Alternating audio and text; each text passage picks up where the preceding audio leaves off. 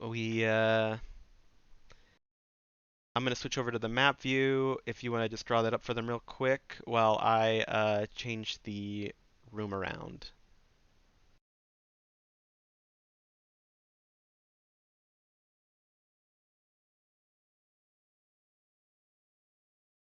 for drop Viridian Bog domination.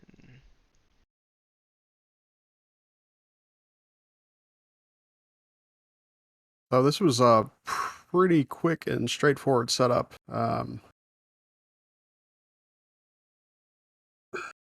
Looked like both teams knew exactly the way this match was going to go. The Fjordlings took the three caps quickly, while Bears Brawlers took the direct Epsilon to Sigma to Arch into. We used to call that the Pickle Factory. I think that's what Blackwatch used to call the top exit area of that cave, and it just kind of stuck. But yeah, the Fjordlings, the hunters of Fjordlands, were watching that way the whole time. Um, they did have those. Dane mentioned the ER large Goss direwolves on Overwatch in the junkyard down there instead of a DACA version. I think that might have just been a hedge um, against bears doing something they didn't expect if they were out in the water. Might have been preferable to counter them out that a ways. But as it was, there's Brawlers just pushed straight down into a kill box. They did so. They committed to it, which is why you saw them get some of the hunters' mechs backs turned, dealing with the melee at the bottom of that ramp. Got to those, managed to secure those 3 kills down there, and then one straggler up at the pickle factory at the end, I think. Yep.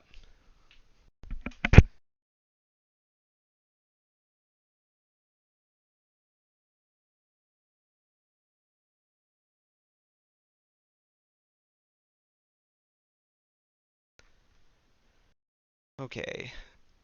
Sorry, I had to manage something back though. Team 1 is locked. So yeah, I mean I agree with what you said there. I mean, it was very straightforward, very clean. We wondered if they were both going to brawl. They were both going to brawl again. I'm just shocked that Bears Brawlers got 4 kills there. Like I feel like I want to rewatch that and figure out where they were able to isolate and get those mechs because they really just walked right into a kill box. And Yeah, it's they did have a commando that went around the side. that Yeah. came back around the side, came back around the beach side, and started harassing some butts. But it's a commando. It's effective in many things, but it's not going to do damage quickly. Yeah, I mean my guess is with that commando is that they were hoping to draw attention away from the charge, and I think they probably drew a little bit of attention away from it, but if when you see the main team pushing and there's just one commando off to your side, it's a lot easier to ignore that commando or just put someone on it. I feel like if I was in that situation, I would have had my 2 lights jump the commando and have the rest of my team not focus on it at all. Mm-hmm.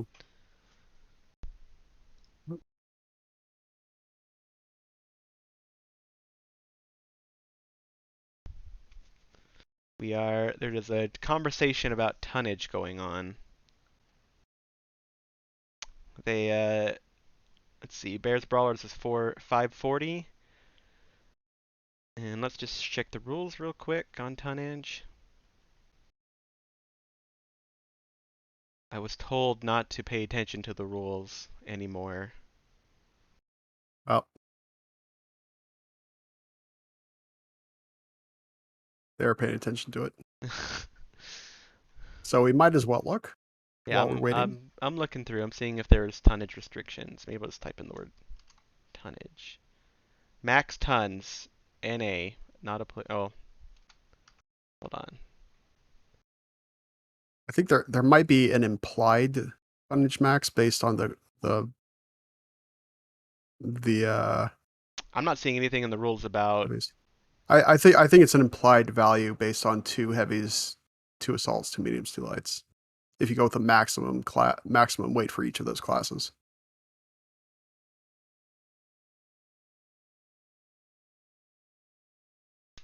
But it looks like they've worked it out.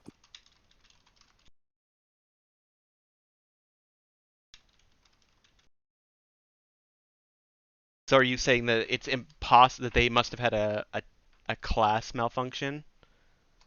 Yeah, I think that's how it works. Okay. I think 530 is just if you add the maximum for each class, that's what you get to. Okay. In that case, I'm launching. Let's get off this map and back into the actual game. That game specifically being Verdian Bog Domination. So last week we watched CDU fight on this match, and they used the what we call the North Nipple. Um, that's where the main fight went down. Uh, we'll see how these two teams interact with the nipples.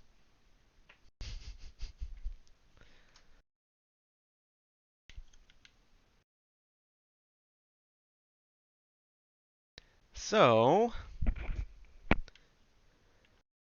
Oh, I see some atlases over on the Fjordlands. Oh, looks like they're calling for a hold. yeah, it doesn't look clear to me. Why are they asking to hold? Like they should say if they need to hold. Oh, What? All apparently, it was right. a false alarm. It was Okay. just a late connection. All right, and that so what do we like you said? I see two Orions for the Fjordlings, two Atlases. That tells me that they're going hard push, hard to brawl here. For the Bears Cavalry, I guess not Bears Brawlers. They have looks like a mix of units I'm seeing. I can't tell off of just these mechs exactly what they're going for. Timberwolf, Bushwhacker, Rifleman, Huntsman Prime. It's a little bit mixy to me. Are they going for a pretty wide setup at the back edge of these cap circle? Yep, we can see the Fjordlings have stayed relatively tight. The main body's very tight right now with their two scouts pushing out ahead. Meanwhile, the Bears Brawlers have set up more in a receive and a wide firing lane. Now, nobody is up top for them, so they don't have. I don't. Well, let's see. They do have this commando out here. I was gonna say I'm not sure they have great intel, but they do have two mechs. Uh, they have no mechs up top, which I find Yep. unusual. Yeah. So that commando ran into the light screens. They're trying to take down that UAV with UAV machine with guns. a ton of machine gun fire. It's always a good feeling dumping your ammo. Again, they're still staying pretty brawled up. Let's see, Terror of Death. I think he went up high to get some views, but otherwise they haven't. Yeah, I think hunters are just trying to settle on what they want their approach to be. Um, They're trying to find the main body and get on top the of the them. bears are all shifting north to counter them, but it looks like that they're going to come over top, straight through the middle. Yep, there they come. You see that Atlas pushing, taking the front, player unknown, taking some damage. Bears Oh, brawlers to absorb this push need to all be backing up in different directions right now. Um, there's definitely some confusion between the Orions on the hunters as to whether to go in or not. yeah, you can see that Iron Wolf is getting here finally, but I mean, they've had the opportunity to really rip player unknown up. However, Bears brawlers are way too close to receive a brawl push if they're not brawl themselves. Atlases are on top of them. Dervish is inside of them. The two Orions are The second finally getting into Atlas the is about to fight. go down. He's yeah, he's all orange. Well, no, he's dead. Yeah, at these distances though, I feel like it should Yeah, be it swing in looked favor. rough. It looked rough at the start, but the sheer alpha and DPS of the Hunter's Brawl Pack should Carry carry. the day, yeah, and we see that happening now. Yep. Um, there's just a lot of mixed ranges on their mechs. There's not. I feel like there wasn't. I mean, we see Daka Yeah, it was firing, pretty all mid range and from the Bears. they let that push just get on top of them.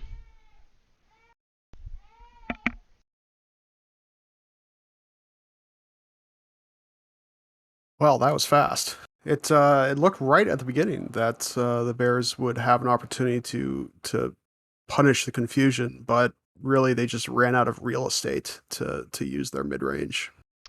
Yeah, and as we've noticed and noted before, when you get pushed like that, you have to back up in all directions, and they in some regards they almost pushed up with a few of their mechs, and you can't absorb a brawl like that. Now you can still see a lot of damage from Bears brawlers. That Marauder 681, Huntsman 502, some good 300s, 460 uh, from that mech. The Atlases, The Blood Asp, yep. yeah, the Blood Asp. The Atlases both didn't do a lot of damage, but they did their part by getting into the fight and pulling their team into the fight. Despite one of the Orions getting a little bit slow behind, he still ended up getting there in time to do 485 damage. Um, Actually, more than the other one who got focused down. So Yeah, solid. the surviving Fjordlands mechs weren't very heavily damaged. Most of those damage numbers for Bears were in the three dead mechs, the two Atlases and the Orion. So they did their job. They soaked up a lot of shots.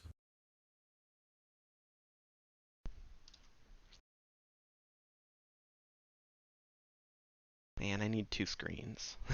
This would all be easier if I had two monitors. All right, I'm gonna Why switch. not three? Can't all be you, Death Lord. I'm only using two. But yeah, I'm switching over to the map strat. Look at that real quick.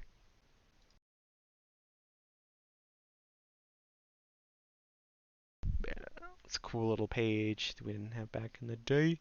So yeah, we saw Bears Brawlers set up back here.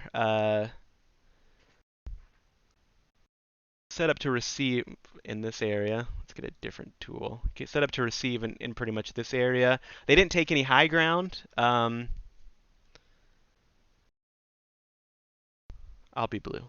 They didn't take any high ground, and they actually ended up kind of bunched up here really when the push came. Now, what you want to see, first of all, they set up a deck for Overwatch. I mean, you want to see people using the terrain, even if you're not going to use the two nipples. You know, getting up here, getting up here, getting up here. You know, getting up here. These can all give you opportunities if you're expecting a push, which it feels like they were, to kind of get out of that firing line of the pushing team. Yep, and they had the mechs to do it. They had the jumping Ultra 10 Huntsman and so forth. And then when that push came, it felt like their line was kind of like this, and it felt like parts of it almost went in. Like they tried to meet the push a little bit. Not all of them did, but as I was saying while we were watching that, like that's a thing where you really want to see your team.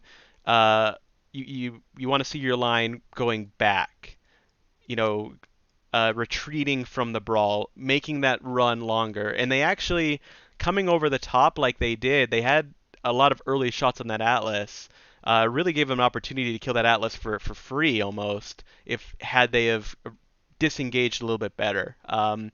I think what we saw there is kind of the brawl tendency kind of overtaking them and them wanting to push up to meet that fight face to Yep. face. And Eve, I mean, the Fjordlings made some mistakes, as we saw. They got a little bit strung out. They took there was some pathing confusion, so that their team, because when you brawl like that, the goal is, to have your team essentially at the same time be on top. You might have that Atlas stutter step in the front a little bit, just so that he takes the main brunt of it. But the moment he's in range, you want the rest of your team to be in range. That's how you brawl right.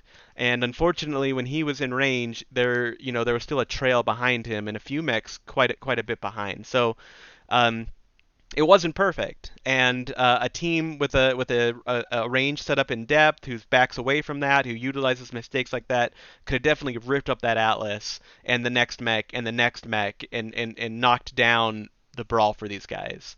And like I said, unfortunately, they got sucked in instead of stepping back, and that pretty much gave the Fjordlings exactly what they wanted, which is the second time tonight. I feel like Bears brawlers have given them what they want.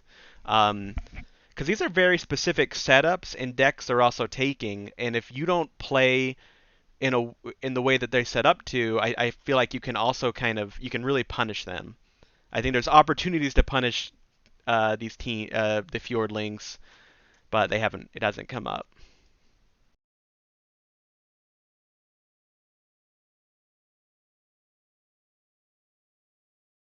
So we're gonna do Rubelite, everybody's favorite Rubelite.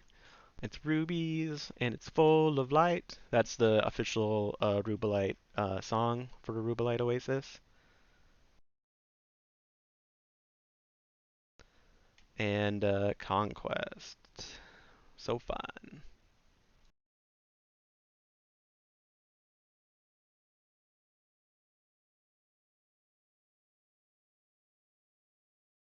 All right, launching now.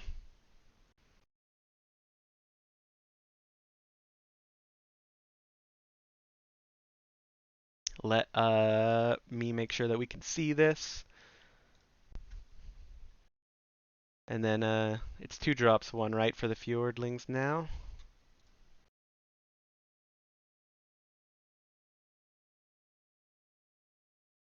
Deathlord. And I've been muted for the last minute or so. Oh, all right. Well, good news is I didn't know. But yeah, the wins are updated there. All right. Let's get out into this world. Rubelite, I feel like can be a cap fight rather than a direct fight, but really depends on what the teams want to do.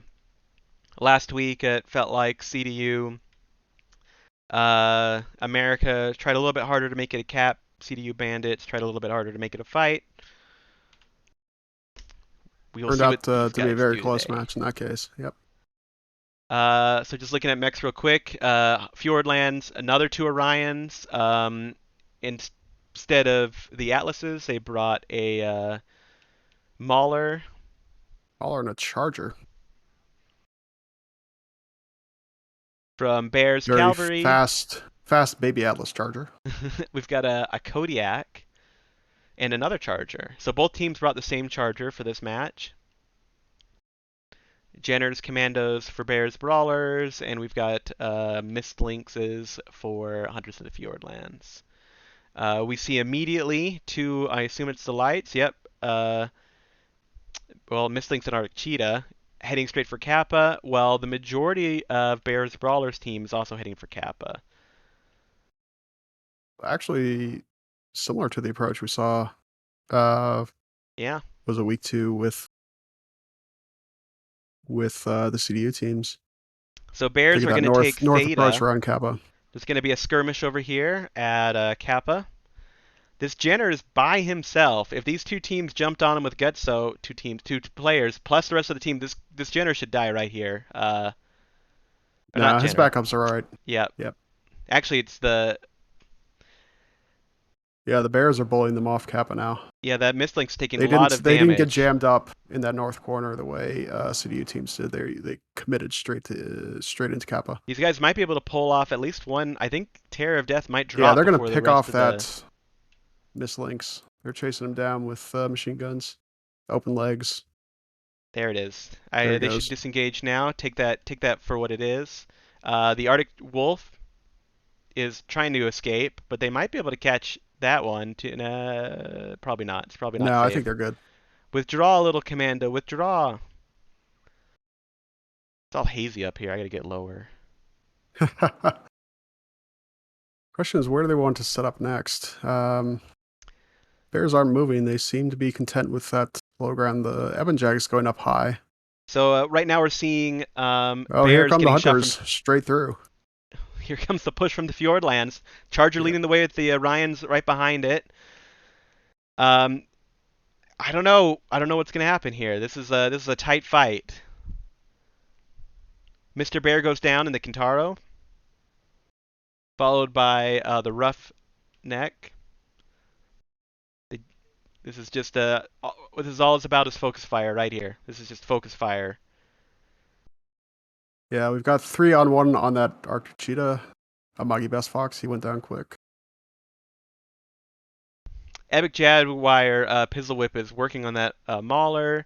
That's a fight by itself over here. This Jenner is trying to finish off this Arctic Wolf. Looks like there's some focus on this Kodiak from Fjordlands, probably the Yeah, most focus right now from any team. It's 3-2. It looks 3 to like 2, yeah, but Fjord one of those Landings is are a gonna pull it commando, up. and I don't think he'll have the DPS to carry. That Eben Jag isn't long for the world. And there goes. Oh, Oh, Commando did pick up one wounded charger, but the last two mechs, yeah, aren't going to be quick kills for Commando. no. The Arctic Wolf should be pretty beat up. Let's go inside.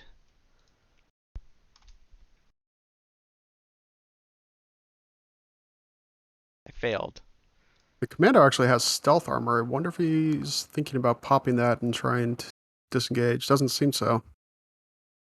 So the Commando's got that open leg though. Mistlinks is looking really good. Mistlinks should finish this Yeah, right there here. goes Commando's leg, and that's the end of the game. Mistlink's leg didn't got out.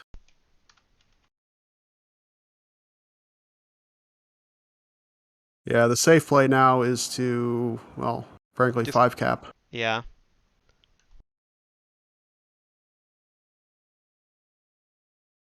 It So looks yeah, it like was that's actually a what they're going to do. one-on-one that Arctic Wolf had no weapons left. Oh, really? Yep, he's a They must have popped stick. his ammo. Yeah. So if that commando, but killing that what did he kill? Was that a Mauler? Yeah, he dropped the Mauler, and then it was just him versus the Arctic Wolf. I think it was the Charger. I think the Eben Jaguar from the Bears won against the Mauler, and then the Charger was one touch, and the Commando finished him off.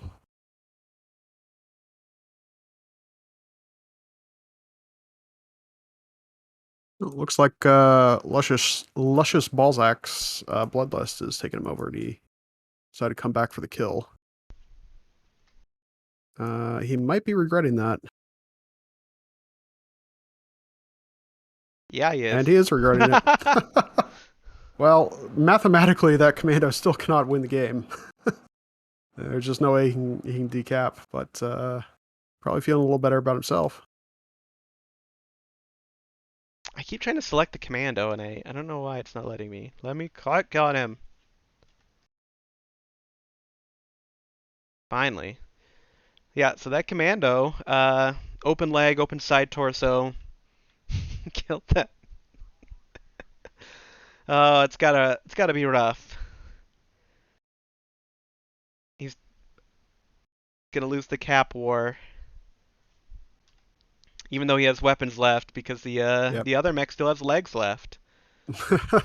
And in a cap war, legs are all you need.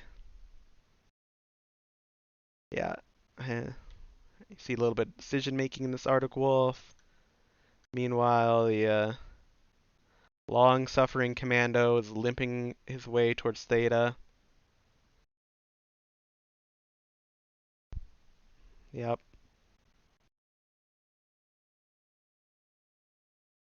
Fortunately, yeah, we're just gonna have to wait another 30 seconds for that cap timer to run out.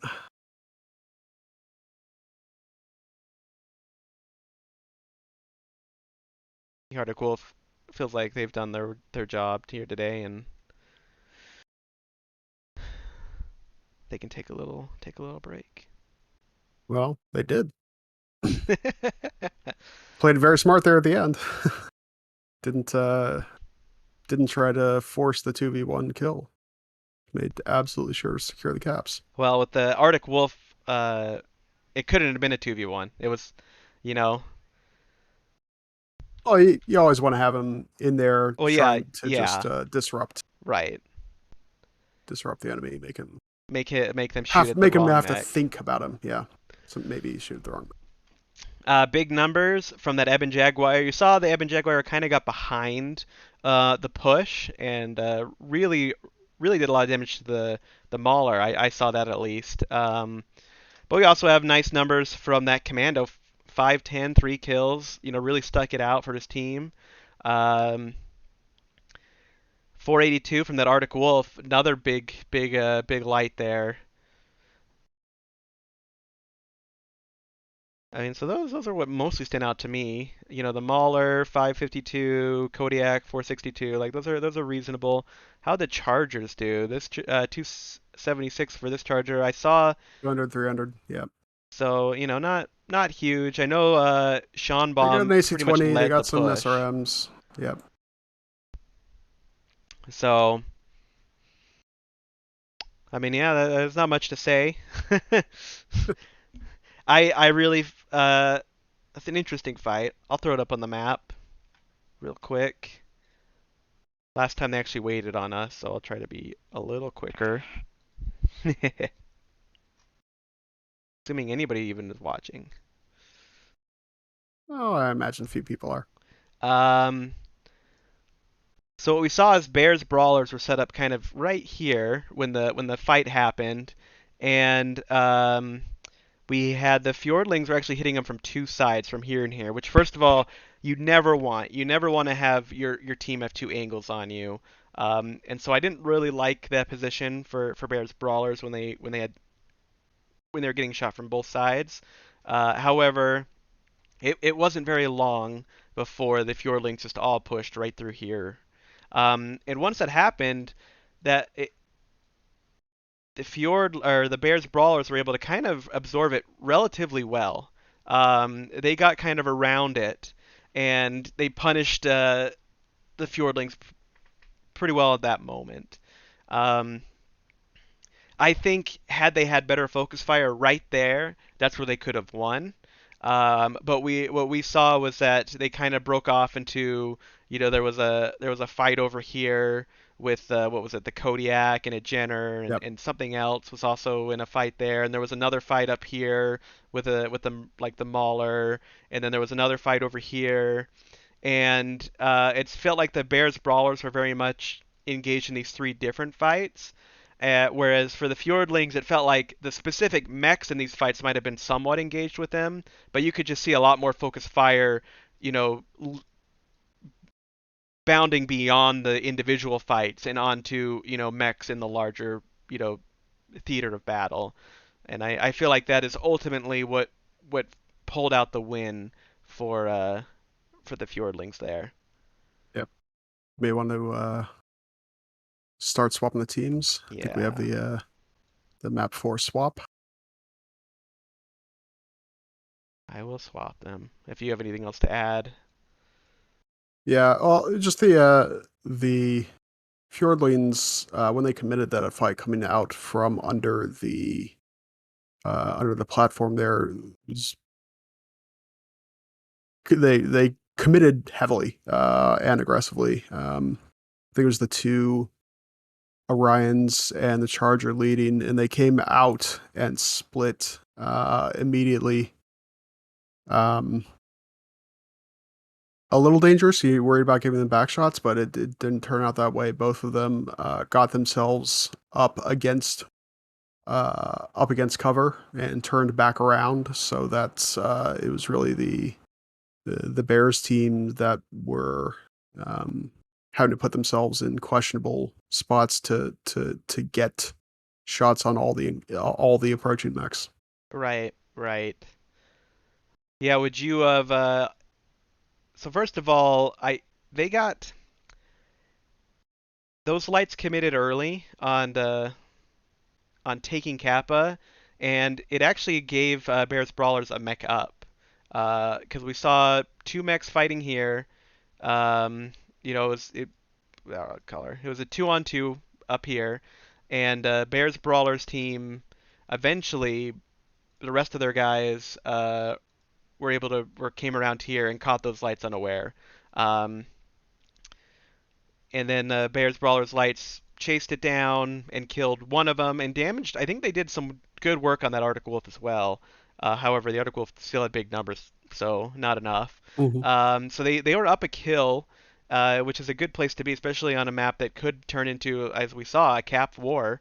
Um, and I'm just wondering if, and I think you might have know when they saw them approaching here, it, like, do you, even if you are a brawl team, do you back up or do you rush forward? Do you just pick a side?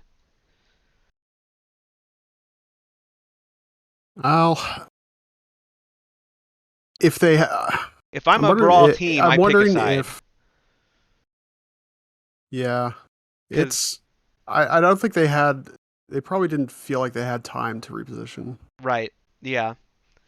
Well, because when you have a few options, right? When they push through here, you can just try to hold your line and shoot in, and then as long as your focus fire is as good as or better than the enemy team, and you're not operationally off, like your mech's weapon systems are just subpar for the fight, you're not hitting Hmm. them with medium to long range weapons or just whatever, you're able to put the DPS down.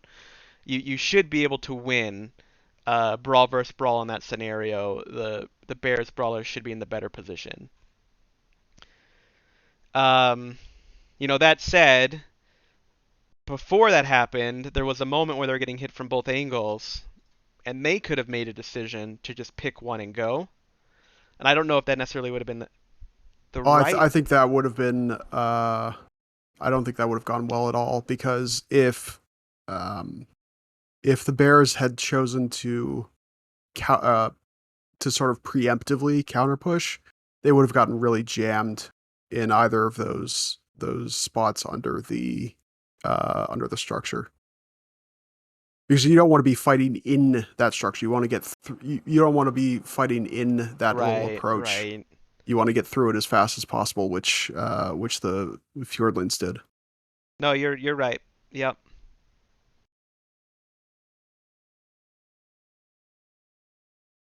And yeah, and like I was saying, it actually put Bears brawlers, especially if they were brawl or mid to close range, in a situation where they could win that fight.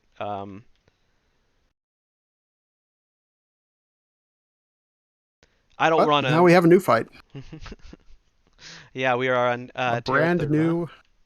brand new fight. Map 4 of 10 tonight. Ooh, 4 out of 10. I know. We got to talk less and press launch more. All right, Terra Therma. I always feel like this is a DACA map, but you can do things here. ATMs, brawls. I mean, you can even do some range with the right kind of DACA. Uh, I teams have. always like to see the really cancerous LRMs coming up from the volcano, Miller. That's what I like to see. Did you switch the teams? I swapped to the overlay. Okay, Yes. all right, good. So yeah, Bears Brawlers are red. Hunters of Fjordlands are blue. Let's see, we've got a Mauler for the Hunters again. They liked it from last time. They've got two Catapult A1s. That tells me those are SRM mechs and they're going splat. So that looks to me like they're going hard brawl. And then we have an Atlas. Uh, that that Urban mech, that's a PPC sniper mech, isn't it? That the Bears Brawlers took. The R60 Blue Saros is 2 ER large and 4 machine guns. Oh, okay. So I think he's going to be sitting up here at the south edge. So I have a Kodiak Marauder. You know, actually, it looks like he's decided to go straight in the middle with the rest of the Bears. Yeah. So Hundreds of Fjordlands have set up here. They've got their Mistlinks looking over. Looks like he's taking some ER fire, pushing him down. In the way back, they have this Viper, who might be looking for either just probably protecting a flank. It looks like he's not going for a flank. Yeah, Um, he's just watching for any shenanigans. and then Bears Brawlers have set up over here to receive. This is domination, so I mean, Hundreds of Fjordlands have a 3 second advantage. Really not enough to do anything with, but at the same time, there's there's times to maneuver. You don't have to just throw your body at this point. Like you Yep. can think about stuff. Uh, Although the way they set up now, it would take a while to get into another position to approach.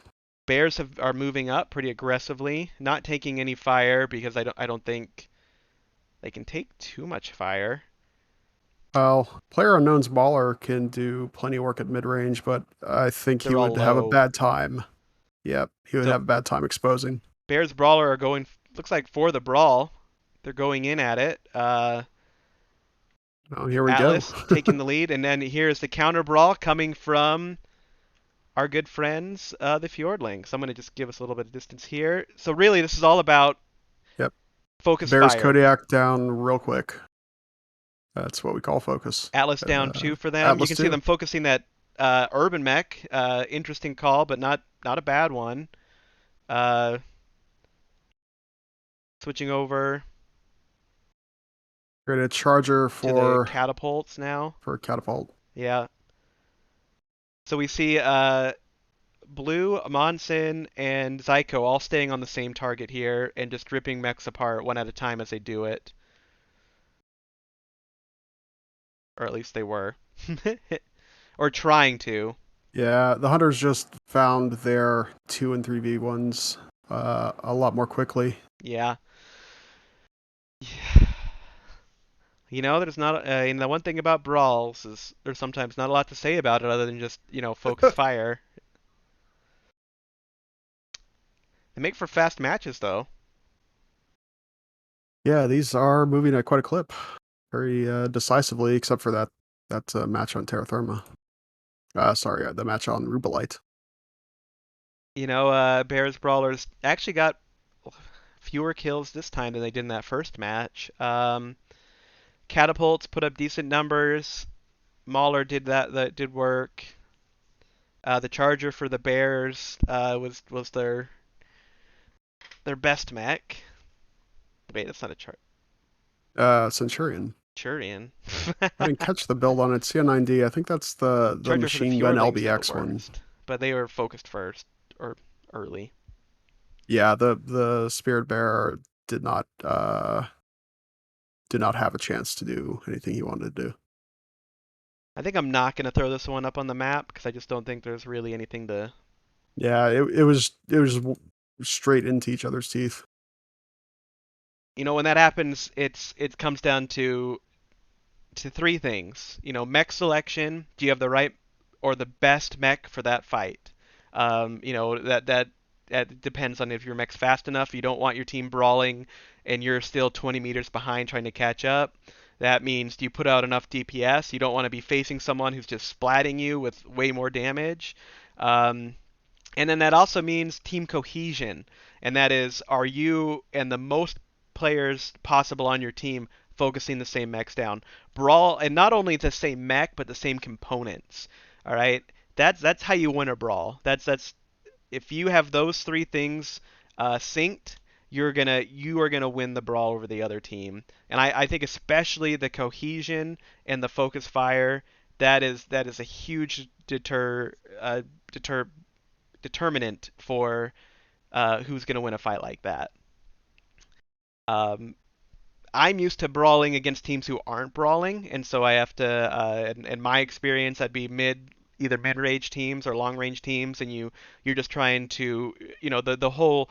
It's like cat and mouse. You're trying to close with them without taking too much damage, and then how much damage is acceptable. And then once you close with them, you need to be as efficient as possible. And in a brawl team like brawl fight like this, you don't have to worry so much about closing, but you definitely need to worry about efficiencies and hitting the right mechs. Um, but we are Yeah, on I think the Frozen City the Conquest. Brawlers had a couple. They had the opportunity to approach that a little differently. Could have left, their brawling main body a little further back of the dish and spent a little time with that uh, Ultra 10 Huntsman, getting some Pop Tart pokes. But they just went straight up to the edge and got counter pushed. Didn't use any of the strengths that they had at that point. Right, and there's a what is it? There's something to be said because there's a difference between operations, strategy, and tactics. Um, and we use strategy really for tactics in this game. When we talk about like they had a really good strategy, it's usually we're discussing tactics. And in a wider scope of the definition of strategy is um, if you should fight, right? And Mhm. so, I mean, there was, was at that moment, was that the best time for Bears brawlers to push? Um, because there wasn't anything forcing them to make that move, right? As you mentioned, Right. they could have taken slightly better routes. They could, and I know in a brawl team, sometimes you're taking fire from range mechs, and you have to make a move because if you sit around, you're gonna just slowly give up armor, and then it's gonna make you less effective when you finally get to the fight. But in that situation, they weren't taking any damage, and so they could have sussed out the situation better. They could have tried to game the Fjordlings into pushing them, and then try to take advantage of that. Like there's opportunities there on a wider strategic thinking um, to engage with that map and that fight rather than just go right. Yep. The opportunity was there. I feel yeah, I mean there wasn't any pressure is what it is. There was no pressure on them. I think they even had one of their mechs uh, had shot that Mistlinks and done a little bit of ER large laser. They could have attempted to uh, interact that way, see if they could get more. Yeah. It would have been hard for the R large Irby, I think, to get a useful position, but definitely the Pop Tart Huntsman could have um, thrown the hunters off their plan a little bit.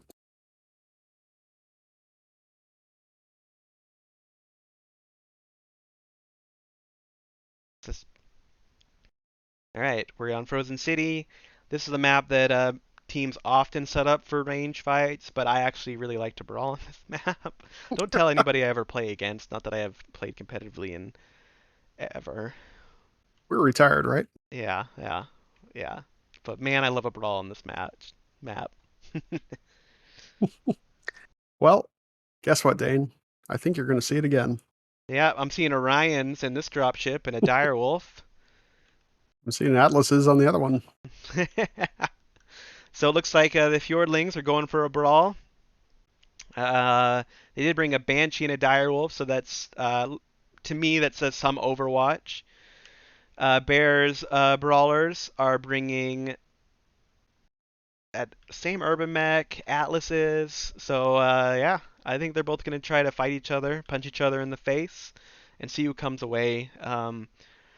I think so far we've seen just a little bit more finesse from the Fjordland team, and it's just brawl and brawl, like that's what's gonna pull ahead every time, or most every time, and makes it rough. Yeah. It seems like Hunter's plan is similar to Drop One again here. They've got the two long range assaults. So the Bears cavalry are pushing up low. They're just heading kind of just for the spawn They're of heading the straight for, Fjordlings. yeah, straight up the middle towards Theta, while the Fjordlings lights already came around to take Epsilon. They're going to have a quick view onto the flank of the Bears. So we have the Direwolf putting damage down. So far, just tickling them. Not too much hurt. Um, but They rerouted up into the high grounds, so and you would that's want to do probably that. smart. Yep. Yep. They're setting up, and I've seen teams do that, set up around this position back here. Um, I mean, they brought Problem Brawl, is, so they want to fight, yeah, the Bears have no caps and they have no plans on capping. right? If I wasn't a Brawl team, I probably would have been. I'd fall back to the other side a bit. Although right here with these Direwolf and this Banshee setup, like this is a decent amount. This is a Yeah, decent amount of I room to shoot stuff as it approaches you if you wanted to set up with a full Overwatch squad. But obviously that's not what the Fjordlands want to do. They're pushing up their brawlers, screening for the Direwolves in these first set of buildings, while yeah. the Unfortunately, the assaults, the long range assaults in the back, don't have a great view on anything. right they're actually lower. They're lower Yep. than the Bears cavalry is right here. Yeah, they're not going to be able to get any, or well, not much effective damage done They push around these two until the short buildings. range engagement already begins. Yep. So this Atlas is a see that this Atlas is way too far ahead too. Cloudburst, he needs to back up, which he's doing. You want to get tight here as well, and it looks like they are tightening up. Bears cavalry doing some damage on that Orion. They're pushing here. This first Atlas is a little bit exposed, but his team's not too far behind. I would imagine Moon goes down fast. Yep, Monsoon is down. They're now focusing on the other Atlas and the Beagle a little bit. Let's see how they go, how long this Atlas lasts. I think Not very that long. second Atlas got legs. Orion, Iron Wolf Pack's taking some damage, but he's in the back of the field now. So, Yeah, although they're that chewing up the legs on these assaults. Hunters not leaving them any time to work. Direwolf and Banshee just shooting up. Although one of the Banshees is dead. I don't know how that happened. I didn't catch it either, but it doesn't much matter. One of these. Yeah, I don't know what happened to the Banshee. That's very. I wonder. I mean, the Direwolf. What? Last stand of the Viper we have now. How much health? Direwolf 91%. I don't think something went back there and killed the Banshee. Did the Banshee overheat and kill itself? I don't think I have my keys set up to go through the log. Have to ask them afterwards. Well, another quick match. All right, Atlases first in. Unfortunately, even though they died first, you can see they still did more damage than three other mechs on their team, which you definitely don't want to see. Uh, if you're gonna have a mech face tank for you, you really want the rest of your team to make it count. On the other side, Direwolf 615. Once that fight got going, he had ample time to shoot and get shots. Banshee only 295. Again, I don't know what happened to the Banshee. I'm gonna guess he overheated. I didn't see any blue mechs over there, and I didn't think any had. Have to imagine that. Yep. Uh, Pretty low damage from the winning team, from the Fjordlings, but they were very efficient taking the legs off those off the Atlases and the Marauder. you got 4 kills for between the Arctic Wolf and that Viper. So nice. All right. I'll throw the map view on. We're gonna have to switch things up a little. Actually, I think week 2. This goes to our advantage. Week 2 Fjordlings are. They want to do a halftime. Well, how long do you want to do a halftime for? I think we've all learned it. 5 minutes. All right, we'll do a 5-minute halftime. I am going to figure out where this is being streamed. Let's see. I've never been to where this is being streamed before.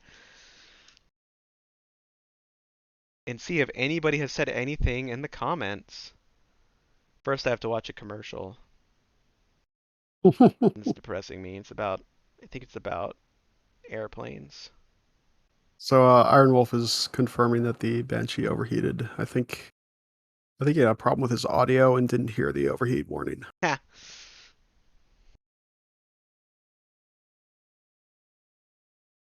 Okay, looks like there's 0 chat for these matches. But 27 people watching. All right, well in that case, I'll just look at the map. Um, and we'll talk about maps for 5 minutes. Well, you know what? Let's see. Next up is going to be Caustic Valley. So we'll look at the map for a second, then we'll look at Caustic Valley and talk about what to expect. Mm-hmm. We had the Fjordlings, not Fjordlings, Bears Brawlers pushed up here. They took a little bit of damage from the Dire Wolf set up up here, and they cut in, which is the smart thing to do. I'd never push a. I'm I actually, I think your put my map's lines on. upside down. Yeah, okay. My bad. Bear, Fjordlings, Direwolf, and Banshee are here. Um, Bears Brawlers push up here, and then they go into here and push here. As we noted, they on this approach up here, this ground is what did you just draw there? This ground is Oh, actually that was the light route. oh, okay. The Fjordlings lights took Gamma Epsilon early. This Got some ground eyes on the approaching Bears column and came straight back. this ground here is higher than the ground here, so they actually don't get a lot of initial shots till the Bears Brawlers push pretty much past this location here. There's a few between these buildings, so they get kind of in this area, but it's not really great until they get up to there Well, they were able to get shots once when they they exposed on crossed either there. side of this big tower. Yeah, but I think it was probably only shots on their torsos, and I think the killing damage came from the legs for the big targets, for the big bears targets. I think Bear did it. They did a decent job bunching up. They got and I feel like they got a little bit scattered on the push. A few went this way, a few went that way. The Atlas got a little bit isolated up ahead, and again, when you push into this kind of formation, which is what they ran into, it creates a really good opportunity to kill that mech really fast. And you don't want anybody trailing behind. I think we talked about the Fjordlings doing this earlier. You want everybody there right then to mitigate this as much as possible. Um, what I really like to do is if there is a line like that, uh, here's what I would have done. If I was in Bears Brawler situation, first of all, as I cross down here, I would have seen I'm getting shot by those dire wolves. I don't like that, or direwolf and the banshee. Hmm. I would have probably tasked a light or both my lights if I had to find a route to interact with them, get them off my main body. Uh, then I would have once the team's here with a firing line. I get up to here. What I want to do is I want to push the line up. So if we're pushing around this way, around the building into these guys, I want it to be like dominoes. We hit whoever's on our left flank, and then who's next, and then who's next, and then who's next, and then who's next, and just keep going, just one after the other. I feel like that's how you want to roll a brawl push into that because I feel like we've talked a few times today about having a firing line or just a line and then pushing into it and how that's not great to do. But when you do have to do that, as I said, you want to pick a flank and then you want to just knock down mechs along that flank, rather than push it the middle or push into all different directions and break into a bunch of different little fights.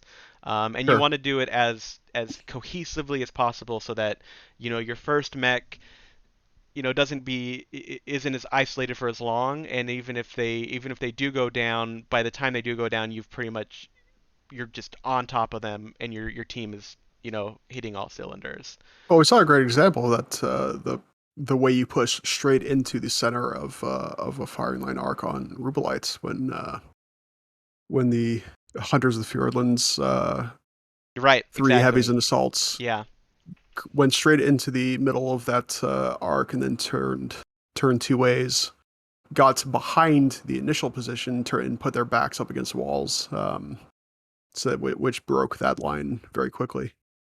Uh, in this case, there's a hesitation. It looked like when the Bears made contact past this. Oh, where's my arrows? Where's my correct color? At this tower, you had the atlases poking around on either side. They saw what was up, and then they hesitated, which gave uh, the Fjordlands the opportunity to just pick which one they wanted to focus down and do it instantly. Um, might have been an opportunity to do more there if the Bears had initiated more confidently and just went around the building and knowing exactly what was going to happen, not holding up and trying to reconsider. I have to follow these people that type in chat, man.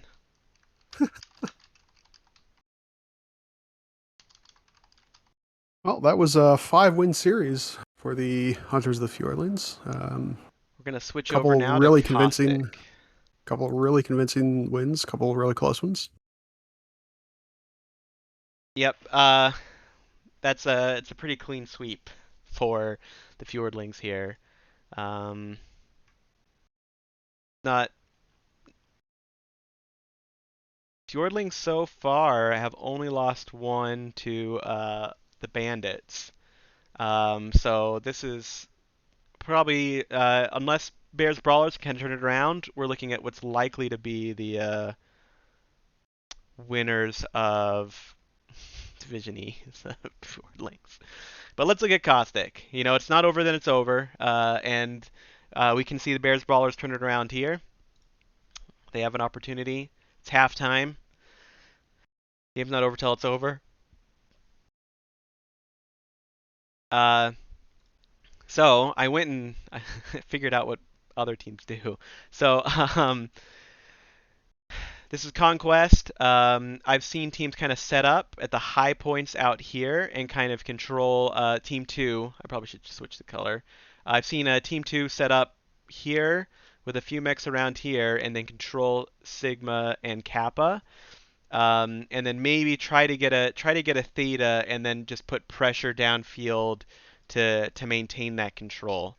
And then other teams I've seen set up again I've seen long range team set up pretty much in a firing line around here and a firing line around here, and then do some kind of light action raids down this line here to try to fend off or take gamma. And usually that'll happen if the one of these teams, especially the team one, can't control theta.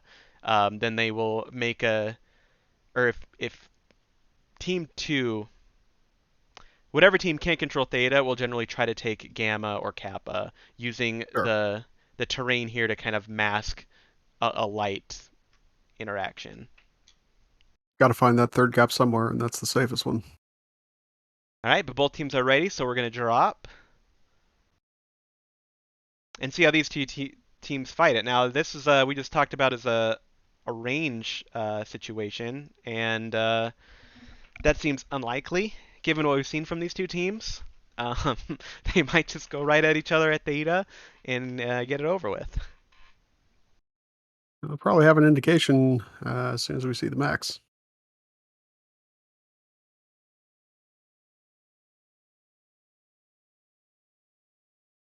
You are probably right. You're probably right about that. Fly off into the unknown. All right, Direwolf, Ultraviolet, Nova Cat, Mad Cat 2, Orion, Hunchback 2C. For these are all Bears Brawler mechs I'm looking at.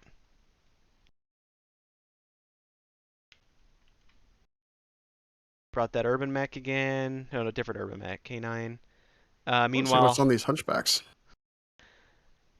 Oh, LRMs. You love to ooh, see it. do you? Do you? I love to see it. All right, you would. Two LRM 60 Hunchback 2CBs. Well, Mauler, it's good to see them on the mobile mech this time. Mauler, two Orions, Dervish, Charger. So it looks like the Fjordlands are going. I would say push brawl again, aggressive play. They even brought Narc Raven. So Bears, Bears, I think are going a little bit more passive this time, or at least not as brawly at least. just Just curious. The Fjordlings' whole team, minus their lights, is setting up over Gamma. now there is one light. This Raven could quickly find themselves in some trouble if Terror or Amity notice it, which they haven't. So no trouble. Yeah, this Raven's feeling like Secret Squirrel over here, just watching stuff play out. It's like, all right, you leave this I mean gap, that I'll that's take it. smart from him. He does not want to reveal that he has that Narc. Interesting, yeah. Well, does he want to? Is he even going to try to take the cap, or is that not the goal here? Looks like he's not even. I mean, No, because the cap would alert them to his presence, so makes sense. Let's go to Gamma real quick just to look at the setup. no need for the cap really. It's even 2-2. So yeah, the Fjordlings are just moving together, looking for an opportunity to jump on the main body of the enemy team. Um, Raven's Yeah, taking Theta. Bears really need to know exactly where the hunters are now at this point because in order to get value out of those LRMs, they need to be repositioning the hunchbacks. Bears see him. You can see that ultraviolet taking shots. They've taken this high ground here. The Ravens off to the side. You really don't want to see that Raven get caught out. Hopefully they don't, and they get those narcs. Here we go. Let's see you get Got some the narcs UAV up. off. I couldn't see if a narc went. I hope one did. I hope for his sake. He put a UAV up though. Yep, yep. Oh, here comes the rain. They Here comes the skill. the dervish is chasing the Raven a little bit. Yeah, some watery Oh, tarts Orion is just going to be rained on for the rest of this match. He's definitely narked. Raven skirmishing. Chargers taking damage. So you want to see from these the Bears brawlers, you're going to want to see them backing up soon. Looks like the Orion for them is going to run screen, try to slow down the approach of their mechs.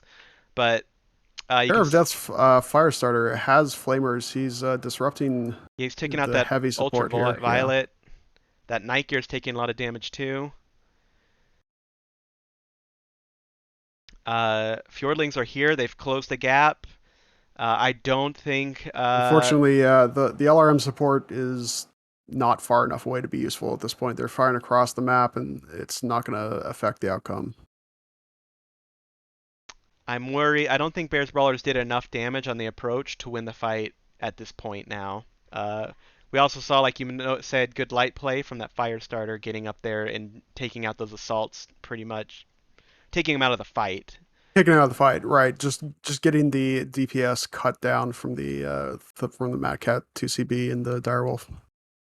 So we have Blues, who's been raining LRMs this entire match. I'm going to be very curious how much damage he was able to get out of that. Well, they did eventually finish off some watery tarts Orion. Probably going to be pretty significant damage numbers, but you can see how it just doesn't matter if they don't have the time to use it. Right. That Dervish is probably the most hurt mech on the field. He might be able to get a morale kill there, but it's gonna be rough. But he's too close for the Lerms, and he's down. Nope. All right. So what you see here is all the dead bodies are at this hill where they set up. You really, to make that work, you want to see more dead bodies out over here in the distance.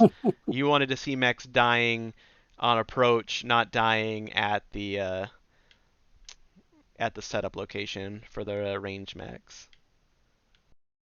Uh, they got the cap, and we can see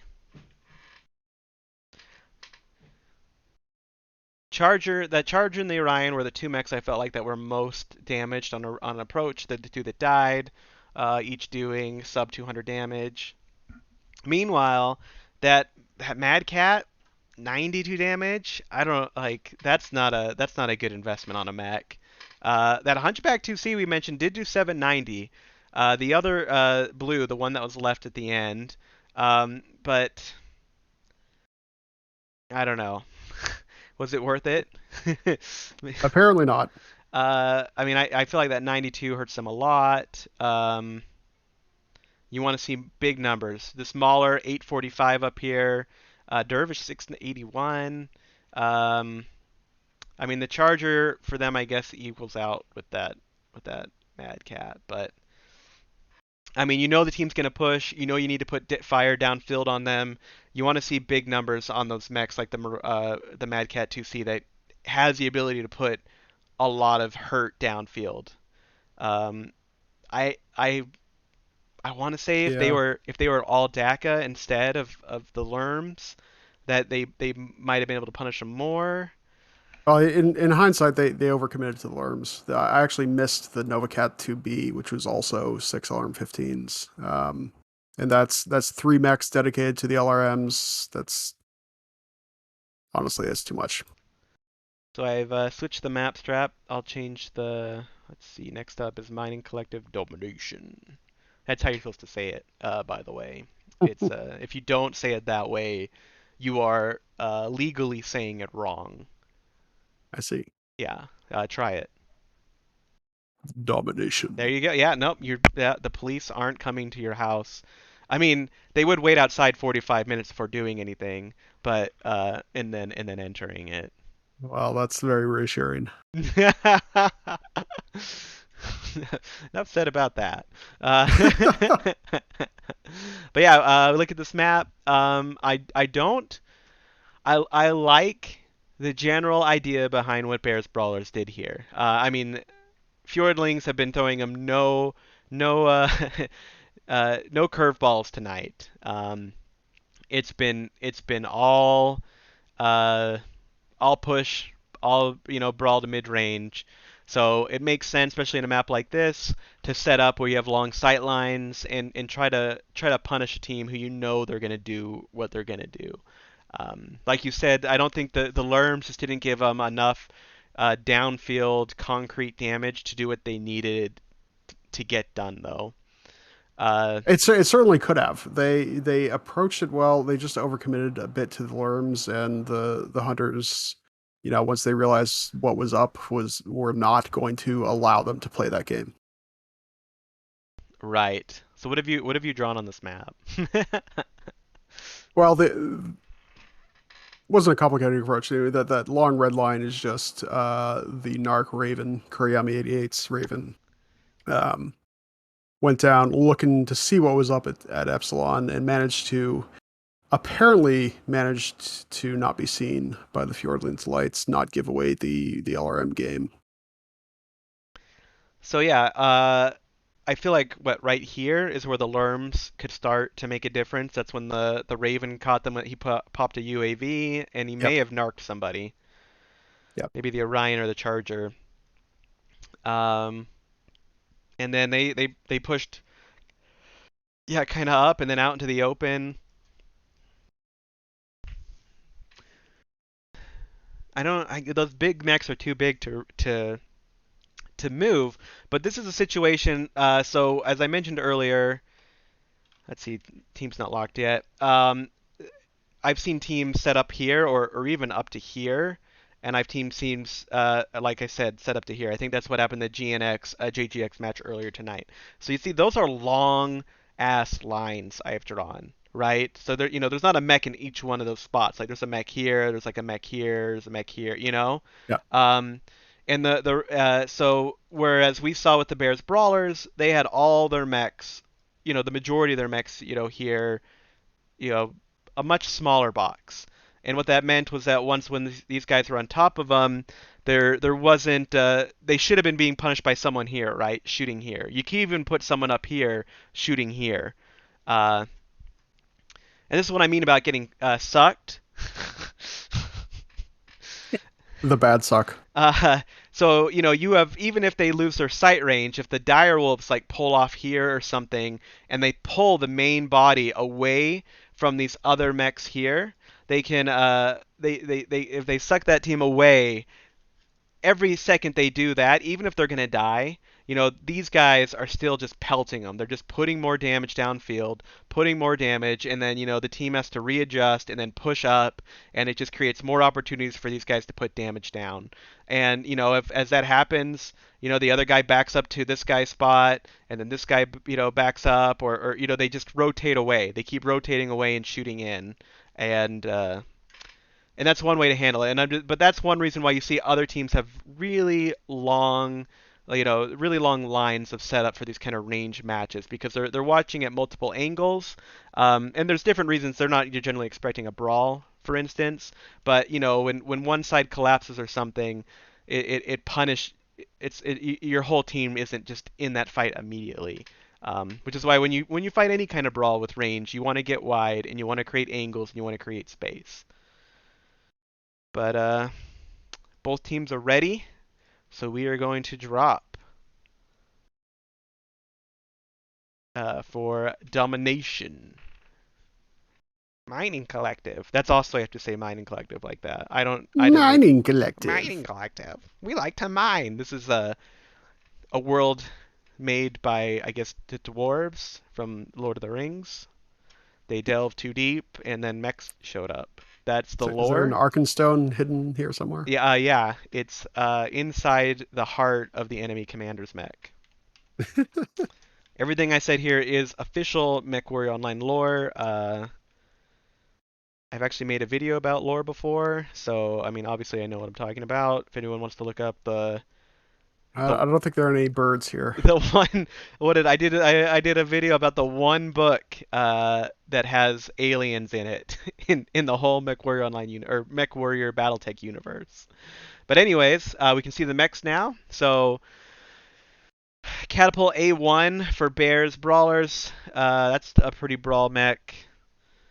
Two Orions, Arctic Cheetah, two Atlases for Fjordland. So they're definitely just going right in. they're they're just gonna punch these guys in the teeth. Same thing they did last match. Same thing they've been doing every match. We've got a Sleipnir, Cyclops, which is a fun Yeah, this is the throwback. 4LB10 version. That's definitely a close range mech, and that can delete components if used appropriately. Marauder, Their Marauder 2 is Snack. AC-20 and 4 snubs. they've got a Shadow Cat. Shadow Cat. That's a good mech for getting some angles, getting some tickle. But going against a team like this, if your whole team isn't set up for it, I don't know how effective you'll be. Yeah, You know. this is a 3 ER large Shadowcat currently playing in the middle of his group down at the bottom. I'm not sure that's where he was expected Right. to set up. You want to see a Shadow Cat up high. You want to see him where this Yep. Huntsman is. You want to see him back here. You want to see him over here. Where he is right now is the least uh, The functional least place. useful Yeah. spot for that mech. You could even be up here if you really wanted to play up here. What is this? The lunchbox, but not great placement. You can see this K9 and the Mistlinks are trying to do a little bit of work. Oh, Fjordlings are pushing Hunter's moving, right coming in. So straight over that ramp. again, this Catapult A1 is moving up to intercept. Terror of Death is in their They're going backline. for legs on the catapults. He's probably not going to be. Well, he's in a tricky position for them to finish off. That's good positioning from him. So you see K9 trying to fight the Atlas. The Shadowhawk, they were able to take down that Atlas. I think that's the only focus fire over here we've seen, unfortunately. Yeah.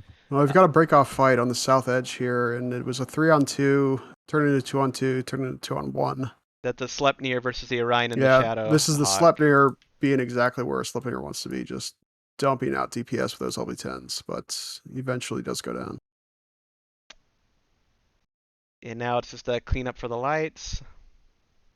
And I guess that Huntsman got pushed off. Terror of Death's a little bit weak. Maybe they Mistlinks can kill it before it dies, although it's going to be tight. Huntsman still shooting backs while getting its own back shot out. Pizza Whip.